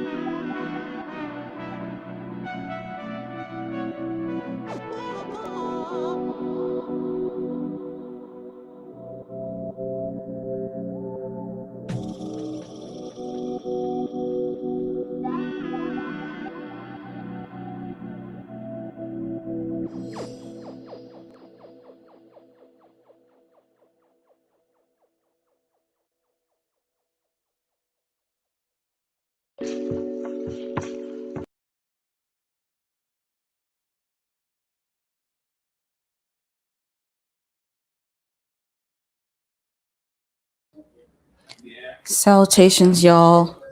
That was the end of our third session. And I'm about 70% of the way through Quiet Spells. This is how far I am in the audiobook. I have about 4 hours left into the book. So this is definitely going to take me 2 more sessions to, well, actually, now it's going to be more than 2 sessions. It's going to be 2.5-ish sessions to finish. Maybe 2. Maybe I can find a way to like finish it in 2 sessions. If you hear anything in the background, my siblings are just talking. Let's see. Yeah. So something happened, like a character that we've been wondering what happened to finally came back, and now we're trying to like deal with the emotional aftermath of all of that. We still have questions as far as what happened. So yeah, very curious to see how all that's gonna go. Let's see. And while we were doing our session, Nat did found the magical guide, magical incubating, something like that. It was under a folder with all the info about the scroll program. So yeah, it can easily be hidden pretty well. And I was very happy for them for that. Leslie popped in to say hi, middle of doing laundry, have fun. Thank you, Leslie, for popping in. And then Oopa Loopa came in, got an order of multiple books recently. Okay, nice. Hope you do one of these again soon. No pressure. Go on your own pace. Can you read today? But like to join a live. I do have sprints, like just productivity / reading sprints scheduled for actually in a couple of days. So Oopa Loopa, if you're still here, hopefully maybe you can join those sprints. I think they're on Tuesday. I think Tuesday afternoon or something like that. So that's an option. When I'm available to read, we're able to read. One of the new books I got that seems so cool, and the first chapter was really a banger, is titled The Chaos Grid. Chaos Grid. Never heard of this one. The Chaos. I spelled Chaos Grid wrong. Can't recall the author's name in the moment. Well, it looks like to be a. Is it this? Is this the book you're talking about, Oopa Loopa? If you're still here, The Chaos Grid by Lindsay Llewellyn. Is this a dystopian sci-fi book? That's kind of shortish. Looks like it came out pretty recently too, so maybe it's that one. Just so I catch, yeah, blue-haired woman wearing a yellow jacket that highly resembles a teenage Coraline in my eyes. Yes. So this is the one for anyone who is curious. This is the book that Oompa Loompa is talking about.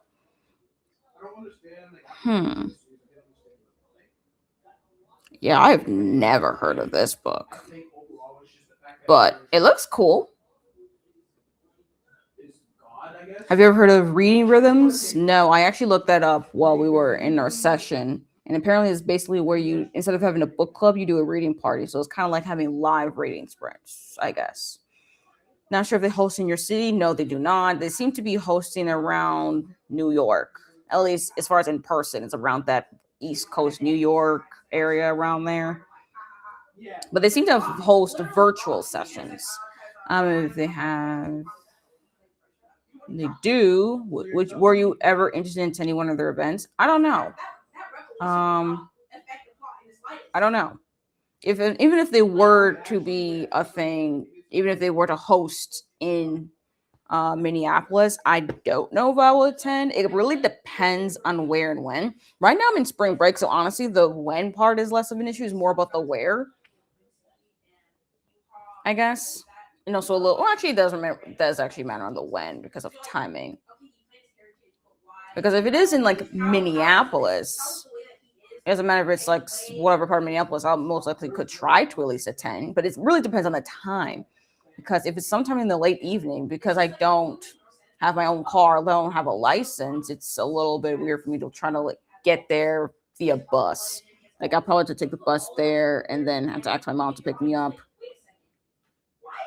I don't know. It depends on where Minneapolis, and that's assuming it's Minneapolis, because if it's in St. Paul, it depends where in St. Paul. Because Minneapolis, like, it doesn't matter to me where in Minneapolis. If they host in Minneapolis, I'll try to attend. But if it's like in St. Paul, That's a little bit. It depends. It just depends. But honestly, I am interested. It seemed interesting when I looked it up. Oh, you looked stuff up on Instagram via Hank Green's Focus app. I've been taking pics of the process reorganizing with my app. I'm not sure when I get back in. Yeah. Wow. Sorry. Still yawning. It ain't lock yourself out of like your Focus app, but you're taking pictures, so that's great. So yeah, I guess whenever you're done with the focusing part, then we'll be able to see your progress. The spring shells. Ooh, I mean we are in spring, so it makes sense. Okay. All right. I'm actually very curious to see how those shells are looking at. Yeah, I'm very curious. Hold up, I need to move the bookmark. But yeah, I'm curious to see how this book is gonna end. Because now that we have the one character that we've been trying to figure out where they are, because they've disappeared since the end of Modern Divination and stuff like that. I've been trying to figure out like, okay, so hold up. Sorry, I had to turn off my headphones. I didn't realize they were still on.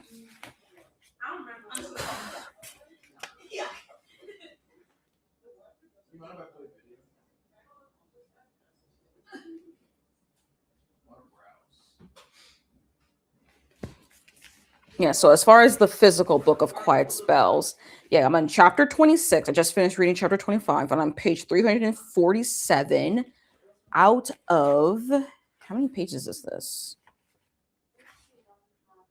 498. So that is nearly 150 pages. Yeah, 150 pages, give or take. Yeah, we're gonna finish this book today. That's for sure. But I keep getting distracted, so I feel like my sessions. It's gonna take me an extra session. I really thought I'd be able to finish this book in 2 more sessions, but I think we're gonna need 3 more with the way that I'm getting distracted. But you know what? It is fine. It's a Sunday, okay? And I also woke up later. If I did this a little bit earlier, I would be further along. But you know, it is what it is. It is what it is. All right. Well, we should probably get started on our next session. Let's see. We can still keep this lo-fi. Work R&B. Yeah, we're gonna keep that. So let's see. It is nearly. I'm gonna run it to like 3:45. Let's see if we do another 90 minutes. 45, 4:45, 5:15. Give or take. 5:15 p.m.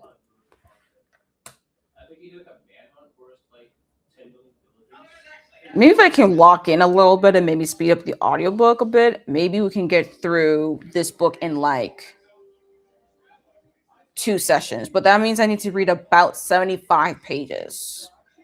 What chapter is that? I need to figure out what chapter that is. What's another like 75 pages from about 350?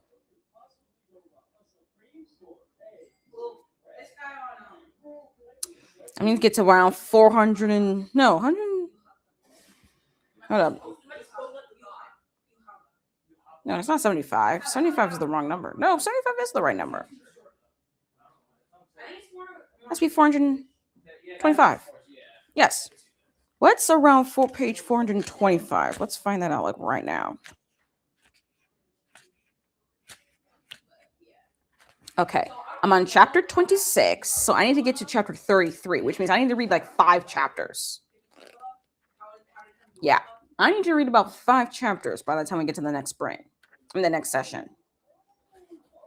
So I need to read 5 chapters. I think I can do that. I believe I can do that in time. By the end of this 4th session, we should be able to get to that part. I think we should. I should be able to do so. Regardless, I'm gonna make it happen. Because, like I said, these sprints will not end until I finish reading Quiet Spells. All right? So it's time to lock in, y'all. This is we got to lock in moment. Let's do it. Let's do it.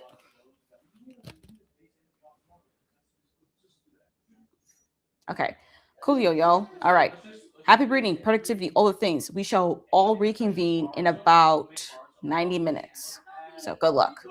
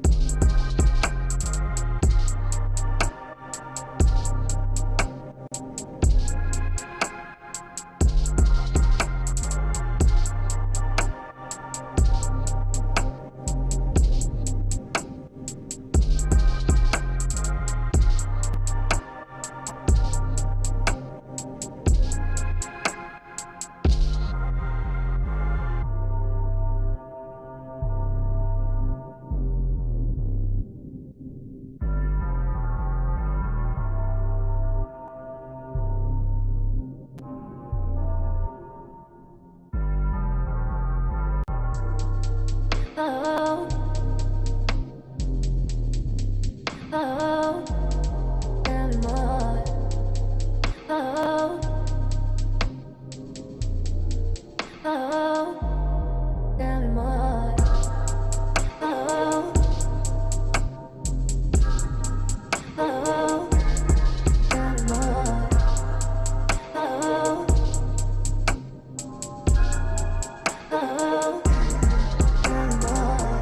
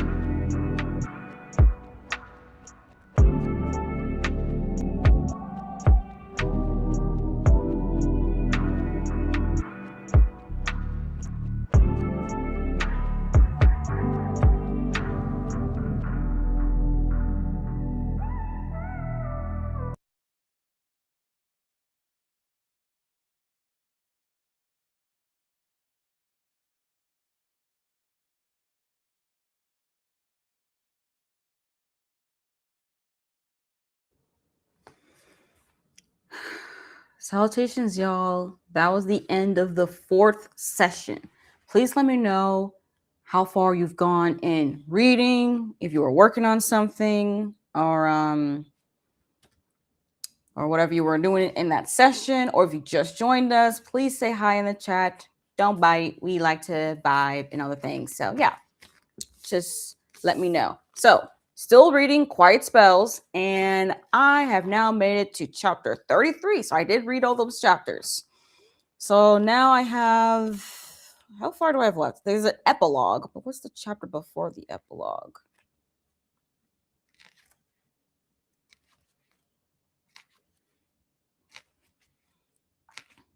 $40. So I need to read chapters 33 to 40 plus an epilogue. Yeah, I don't know if I can do it in a 90-minute reading session. So I think our last reading session, which I do believe this next session will be the last one. It has to be, because honestly, there ain't that much left of the audiobook. See, there's like 2 hours left. So we're going to finish this book in the next reading session. I just have to debate. I'm just debating how long it is, because it has to be more than 90 minutes. I don't think I can finish this book in 90 minutes. So I'm going to need maybe 2 hours. Yeah. We'll have one more session. It'll be a 2-hour session. And by the end of those 2 hours, I should have finished reading Quiet Spells. Yeah. You know what? I'm really glad I'm doing these kind of like sprints where like I really am not going to end the sprints until I finish my book. And I think I need to do that more often. I need to have more sprints like this where the sprints do not end until I finish reading my current read.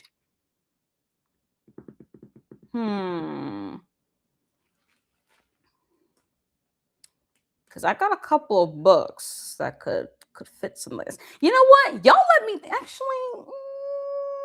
Should I let this be like a y'all pick the next book where we do a stream like this? Because I got a couple books. And like we could host sprints like this later on in the month. It has to be on a Saturday though. That's the only way that could work for me, is if I do it on a Saturday.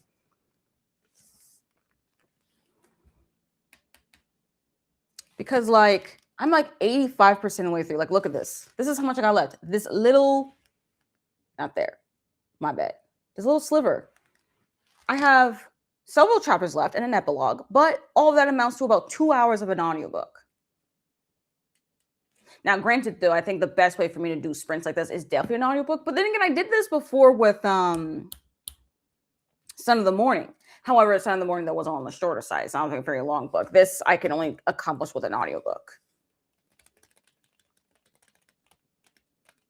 And it also worked better as well if I had something in my hand. It has to be something I already own or have like a copy of.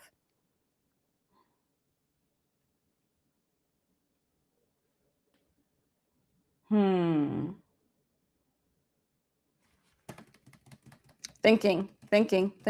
Y'all let me know in the chat. Do y'all want like more sprints like this where I continue sprinting until I finish my current read?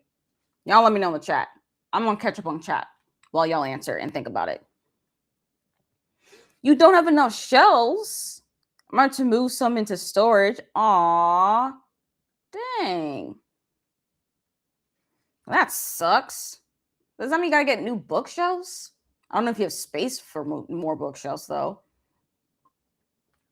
Okay, so you finished summer, autumn, and I'm assuming that you already, well, you say summer, autumn, but you were working on the spring. So is it only summer and autumn sections that you finished and not spring and winter? Or do you have spring, summer, autumn, and then winter you have to put in storage?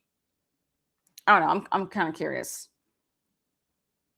More shelves for my birthday. You know what? Timely birthday present. Your birthday's next weekend. Might as well, right? Next weekend, maybe you get some shelves to put together, and then you start organizing the books by the season of which you want to. Sorry, in the season in which you wish to read them in. I think so. You gotta do some measurements. Yeah, True. Right, because you have to figure out how big. Yeah, see if you can pull it off. I think you could pull it off. I mean, again, I have no idea how. I don't know how big your space is versus how many shelves you could fit based on the sizing of your existing shelves, but I think you could pull it off. Woo! Love the sprints like this because not gonna lie, y'all, it really forces me to focus because if I do any other reading sprint, I'm like, oh yeah, I read for like, I don't know, 30 minutes and then I watch YouTube. I just watch YouTube. But the pressure, honestly, of just like, oh no, you need to finish this book. Like you literally cannot end these sprints until you finish the book. And I'm like, right, because yeah, that's a thing. Because I don't want to be here till like past midnight trying to finish your book, especially when I started off early in the morning. Imagine myself hosting a 24-hour readathon, where I'm just like, yeah, these sprints are not going to end until I read as many books as I can within 24 hours. I mean, that's what I kind of do with the Stitch Day reading sprints, but like, y'all know that as much as I try to read, I just try to even stay up. Although, and now I'm thinking actually, like, should I host an impromptu 24-hour read? Again, I'm in spring break, y'all. Now that I'm in spring break, my brain is like, options. I have so many options. I have so much motivation to do shit right now. Because I'm like, oh yeah, I'm on spring break. Because after spring break, I got to lock in for school again. But I'm like, maybe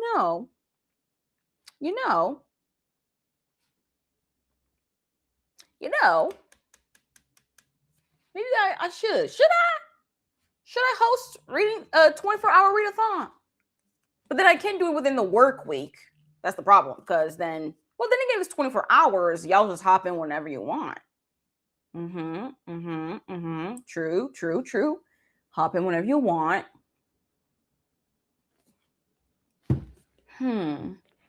But again, though, I still have to think about school because school will be coming up in those next days. And then I have to make sure I can recover from that 24-hour readathon because if I do the 24-hour readathon so close to when I have to start school up again,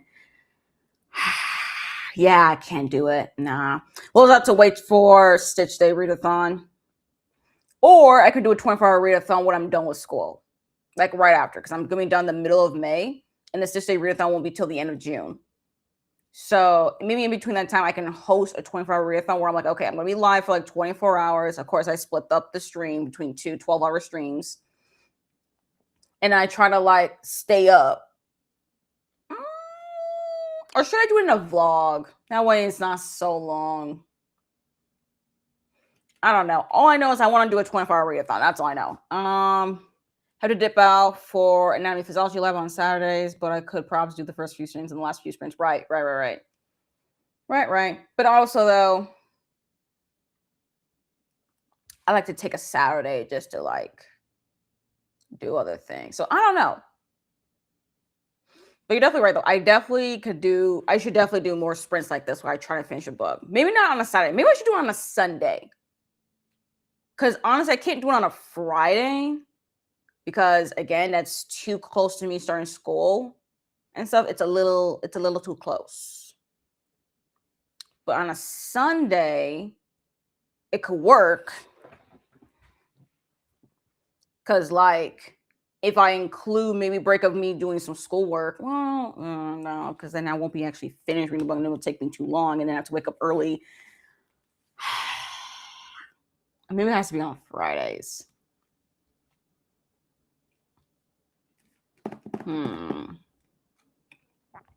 Sprints like this on a Friday.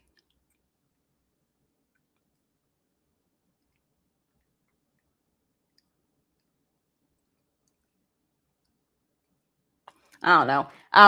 It will depend. Because I know Saturdays can be a little bit tough as well. So I don't know. Okay, you did do spring, summer, autumn, winter was left. Okay. Hey, Angeline. Salutations. Welcome. You actually made it in pretty good timing because we do have one more session. And I think it's going to be a 2-hour session because I have 2 hours left of this audiobook so I can finish reading Quiet Spells. And then that'll be it. because we've been live for 8 hours. So yeah, this is pretty much relatively as long as the last time I did sprints like this. Yeah, that seems about right. Oh, really? You just rearrange? Okay, cool. You can make it work. Yeah, that makes sense. Okay, cool. So since you rearrange your room, you hopefully, if you've measured and other things, you should be able to fit maybe one more shelf. Like, excuse me, not one more shelf. I mean, one more bookcase with like maybe 5 shelves or 6, depending on the brand. I think Billy bookcases you can fit 6, right? I think there's 6 shelves within a Billy bookcase. Although I think most bookcases you could fit 5. So I don't know, it depends. As much as I wait until the last sprint to read my library books, I should be doing sprints like these. Honestly, yeah. That sounds about yeah. Pretty much. Maybe I should actually host sprints where I'm like, okay, y'all, these sprints will not end until we finish the book we're borrowing until we finish our library book or books if you have multiple. But then that'd be kind of hard because like, well, that depends on how far you're into it. It depends if it's a physical book, ebook, or an audiobook. I don't know.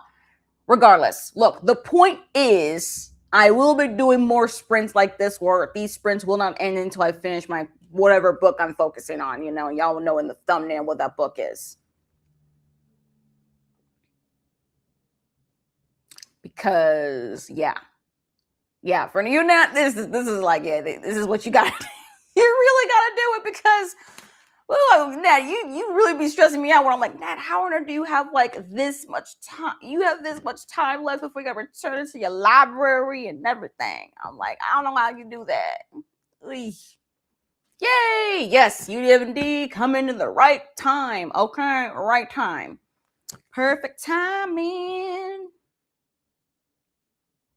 Oh, you're reading Wheel of Wrath. Hold up. I have a copy of this.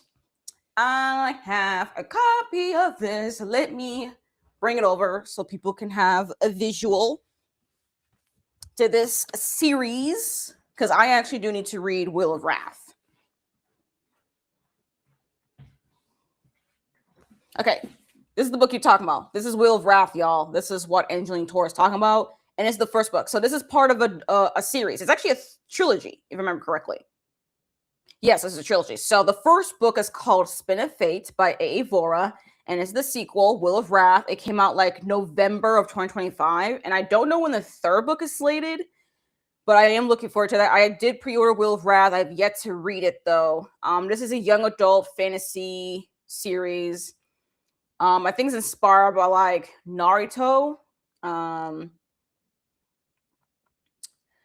And there's like 3 main characters that we follow. I don't know. I don't remember what else to really say. And it's a very unique world. The world building is very much based on morality. It's very much unique. I really appreciate the world building and Spin of Fate. And that's why I need to like read Wheel of Wrath. Now, maybe my next, like, these reading sprints will not end until I finish this book. Maybe Wheel of Wrath could be the next book. I don't know. But I've yet to even start reading it. That's another thing too. I've actually never done a sprint like this. Then again, this is the second sprint I'm doing with this. Like, this is the second sprint, that I've done something where like I'm trying to, that these sprints will not end until I finish reading my book here. But like, I've never actually done a sprint like this where I start a book and then the sprints end when I actually finish it. So I don't know how long it would take for me to start reading a book and the sprints don't end until I finish reading it. Especially since it is kind of long, but it is young adult, so it's not too hard to read. That's the thing. I'm like, it's not going to be too hard to read since it's young adult, but it is long, though. This is a chunker. This is over 500 pages. Nearly 550 pages. So maybe I could do a sprint where, like, these sprints will not end until I'm halfway done. And that'd be like part 1. And then the next sprint would be like, these sprints will not end until I'm done. Like, I've finished. For something like Wheel of Wrath. Maybe that's what I should do. For a long, chunky book. Yeah, for books that are like over 350 pages, I should do reading sprints where like, I should hold sprints where like, hey, This is part one. These sprints will not end until I'm halfway done, and then I'll do one where like these sprints will not end until I'm actually have finished reading the book. That's a thing. Because there actually are books that like I could actually really use sprints like that where I lock in, but like, hey, I need to get to like the halfway mark, and then we can worry about trying to finish the book. You know what I mean? That's actually a great idea. That way it's like bite size, it's easy to do, and like I could take time in between reading the first half and the second half. I don't need to do those sprints back to back. I can actually spread it out between like a couple of weeks to give myself some time to like breathe and really process what I just read. Oh, sounds like people are back. So yeah, this is just an idea.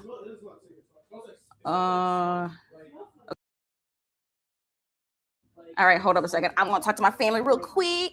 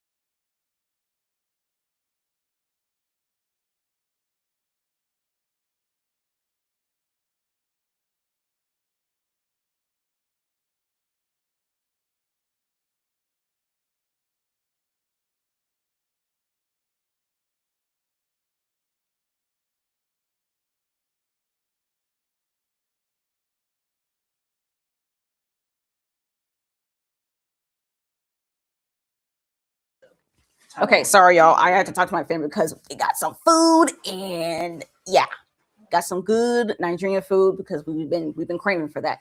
Anyways, what is it? I really make use of the buffer when the two. And if you don't use the don't close the audio, you still keep it until you finish as long as within a certain time. Yep, true.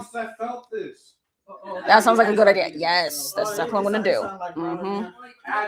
Porch access. So I'm gonna take a break from organizing until my parents get back. Good idea. Yep, do that to the dawn. Let the exercise. Reach page where the title of the book is used. Yes, I love when books do that. I love when books do that because honestly, the author did that in Instrument of Fate, and I'm totally here for that. Okay, so good stuff is happening, y'all. We got to do our final session. Oh, whoopsie. It's so good. Oh my gosh. Okay. Let's see. Final session until let's see. Right now it's 5. I'm always like 5:45. Let's see. Hold on a second.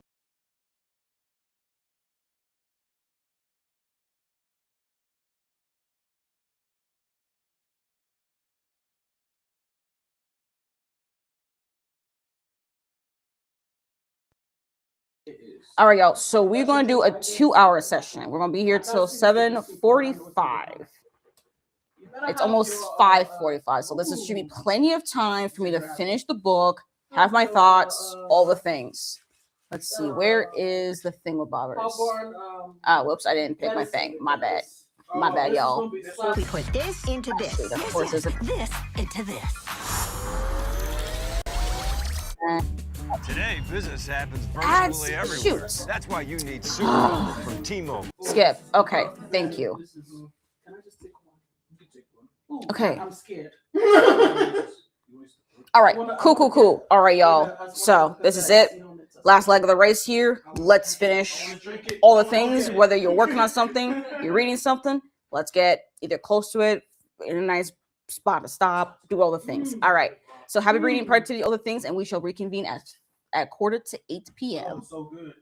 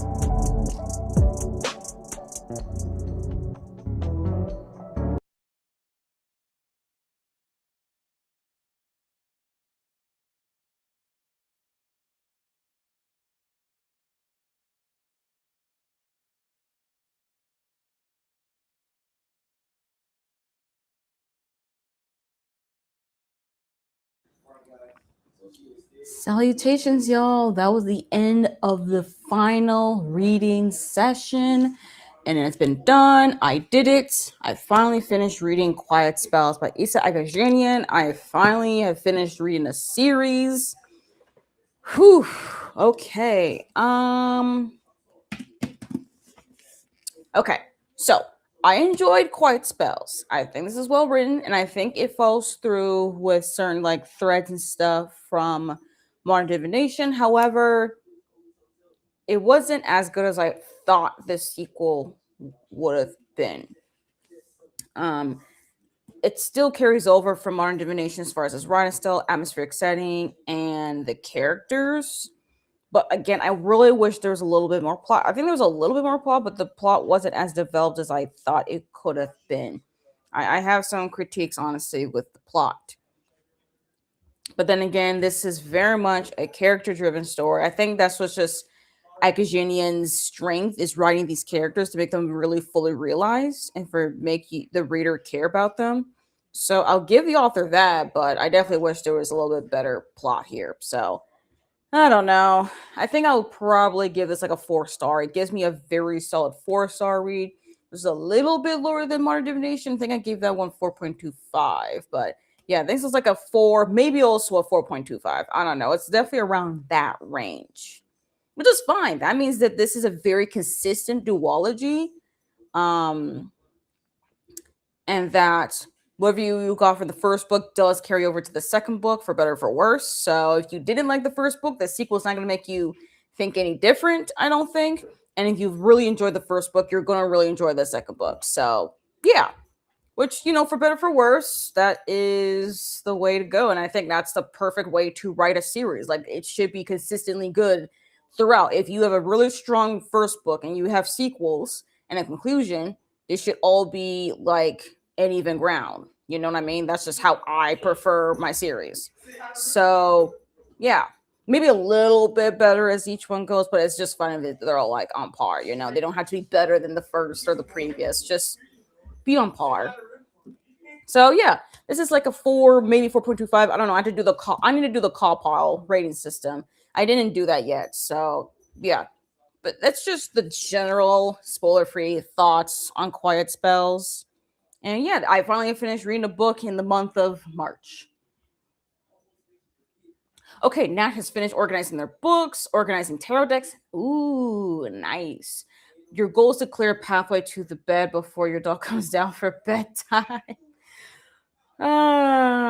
Yeah. Yeah. That's definitely a good goal. I think that's a really, really good goal. I'm glad you were able to finish organizing your books, so that's really productive.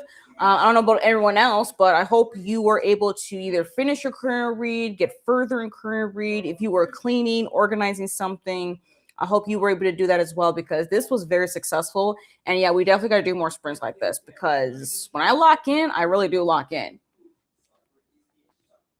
Thanks for the sprints. Reading This Poison Heart, right, by Kaylin Barrett or something. Is that what the author name? Yeah, I know what this book is. I've seen the cover of it. It's young adult fantasy.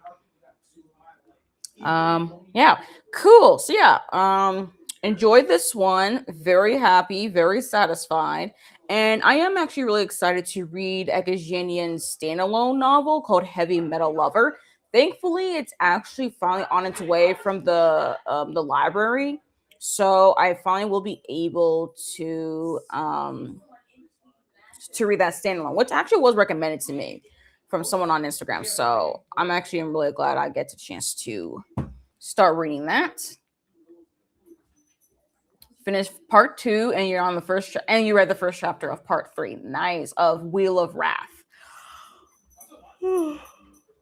Oh, sorry.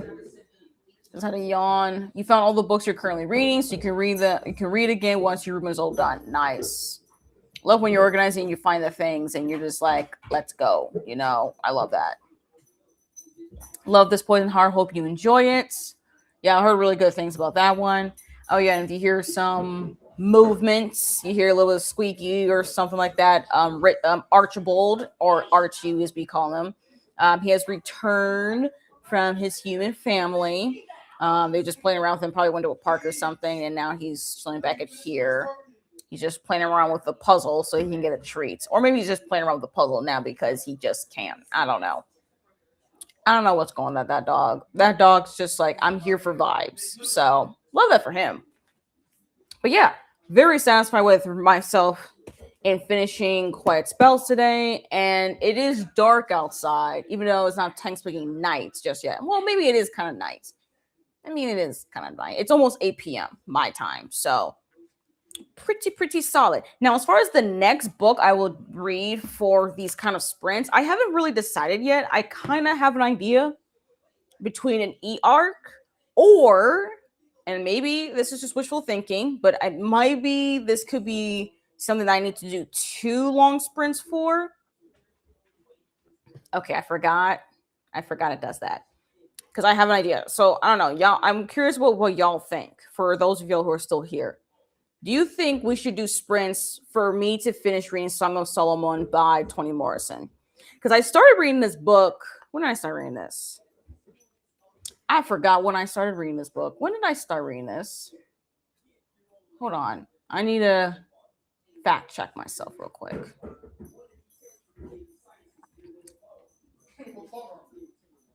Okay, so it was the end of February. Okay, so I started reading this February 24th. And then I put the book on pause because I actually made it to like page 13. And I was like, wow, this is like going to be pretty good. Like, I know that this is going to be a really good book. Toni Morrison has not failed me yet. I doubt she ever will. But I will need a lot more time to really focus in on this one. So, do y'all think that the next time we do sprints like this, I should do Song of Solomon? Because I also did borrow the audiobook. But then I was like, okay, well, Madam Morrison, you're reading a little bit too slow for me, and I really don't want to just like speed the audiobook. So I'm kind of gonna just I don't say raw dog, but like I'm just gonna like read this with my eyes solely, which means it's gonna take me longer to read. So I'm like, I think I need to split this up into like 2 versions of these sprints. You know what I mean? To like get to the halfway point and then to finish the book. So I don't know. Do you think we should do this one? Or should I do like an e-arc or something? And it can be any e-arc of choice. I literally have like 4 arcs right now. One of them is novella, and I think I'll be able to finish that one before I go back to school. I think that has to be the e-arc I'll focus on the most before I return to school. And then... But then I also have a short story collection, and I have like 2 other books that are standalones. So I don't know if I'll read those ones. So I don't know. What do y'all think? Should I do Toni Morrison or should I read an arc for another one of these sprints? I would like to know your thoughts on that one.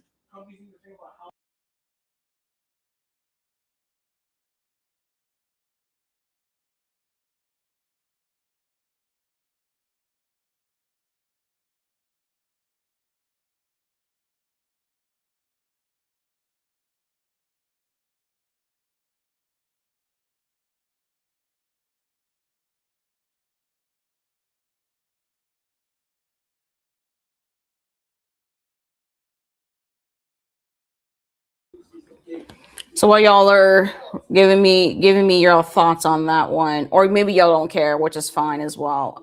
We'll figure it out. I do have sprints scheduled for this in the next couple of days. I think it's on Tuesday. I think Tuesday afternoon in my time, and I'm hoping to sprint for a good long minute. So hopefully I'll finish reading the book during those sprints. I do have that novella.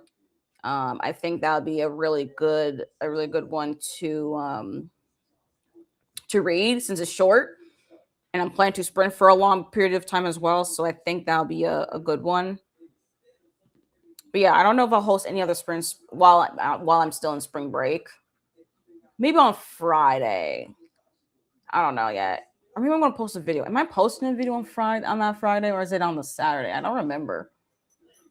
Okay, no, actually I have a video on Saturday. I don't know. Like the fact that I actually now have time thanks to spring break, I'm kind of like, I need to do sprints. Like, I want to talk to y'all. I want to be reading. I want to be doing other things besides thinking about school. So I'm kind of like in that vibe right now. So yeah, I don't know. Okay, we got to vote for Song of Solomon. Okay, cool. We got one vote. Song of Solomon. Which, yeah, I mean, I don't really know much about Song of Solomon, even though I literally started it. And I was kind of like, okay, I don't think I really know. But in case anyone who does not know what this book is about, this follows Milkman Dead, who was born shortly after a neighborhood eccentric hurled himself off a rooftop in a vain attempt at flight. For the rest of his life, he too will be trying to fly. Toni Morrison audaciously transfigures the coming-of-age story as she follows Milkman from his Rust Belt city to the place of his family's origins. Morrison introduced an entire cast of strivers, seeresses, liars, and assassins, the inhabitants of a fully realized black world. Yeah, I think this is the first time Toni Morrison wrote from a male perspective, because like before Song of Solomon, that's when we had The Bluest Eye, we had Sula, and this is her third. Song of Solomon was her third novel, and this is the first one she's ever written from a man's perspective. So I think that'll be very interesting just to see, because I don't know, like, because again, I haven't read that many books from Toni Morrison. I've only read Beloved, The Bluest Eye, Sula, and then Recitative. That's it. Like, that's all the books that I've read from her. So I don't know if any of her future work she has any like black male protagonists or male protagonists in general. But I do know she does write from a black person's perspective for sure, and definitely a black woman. So this is her first attempt at like writing from the male perspective. I'm actually quite curious to see how she will go about that, especially since this is a coming of age tale. I'm also extra curious about that. So yeah. So far, we have a vote for Song of Solomon, so maybe this is the one. Now, as far as when I'm going to host sprints for this book, just to even read the first half, maybe this upcoming week? I don't know yet. I haven't really decided just yet.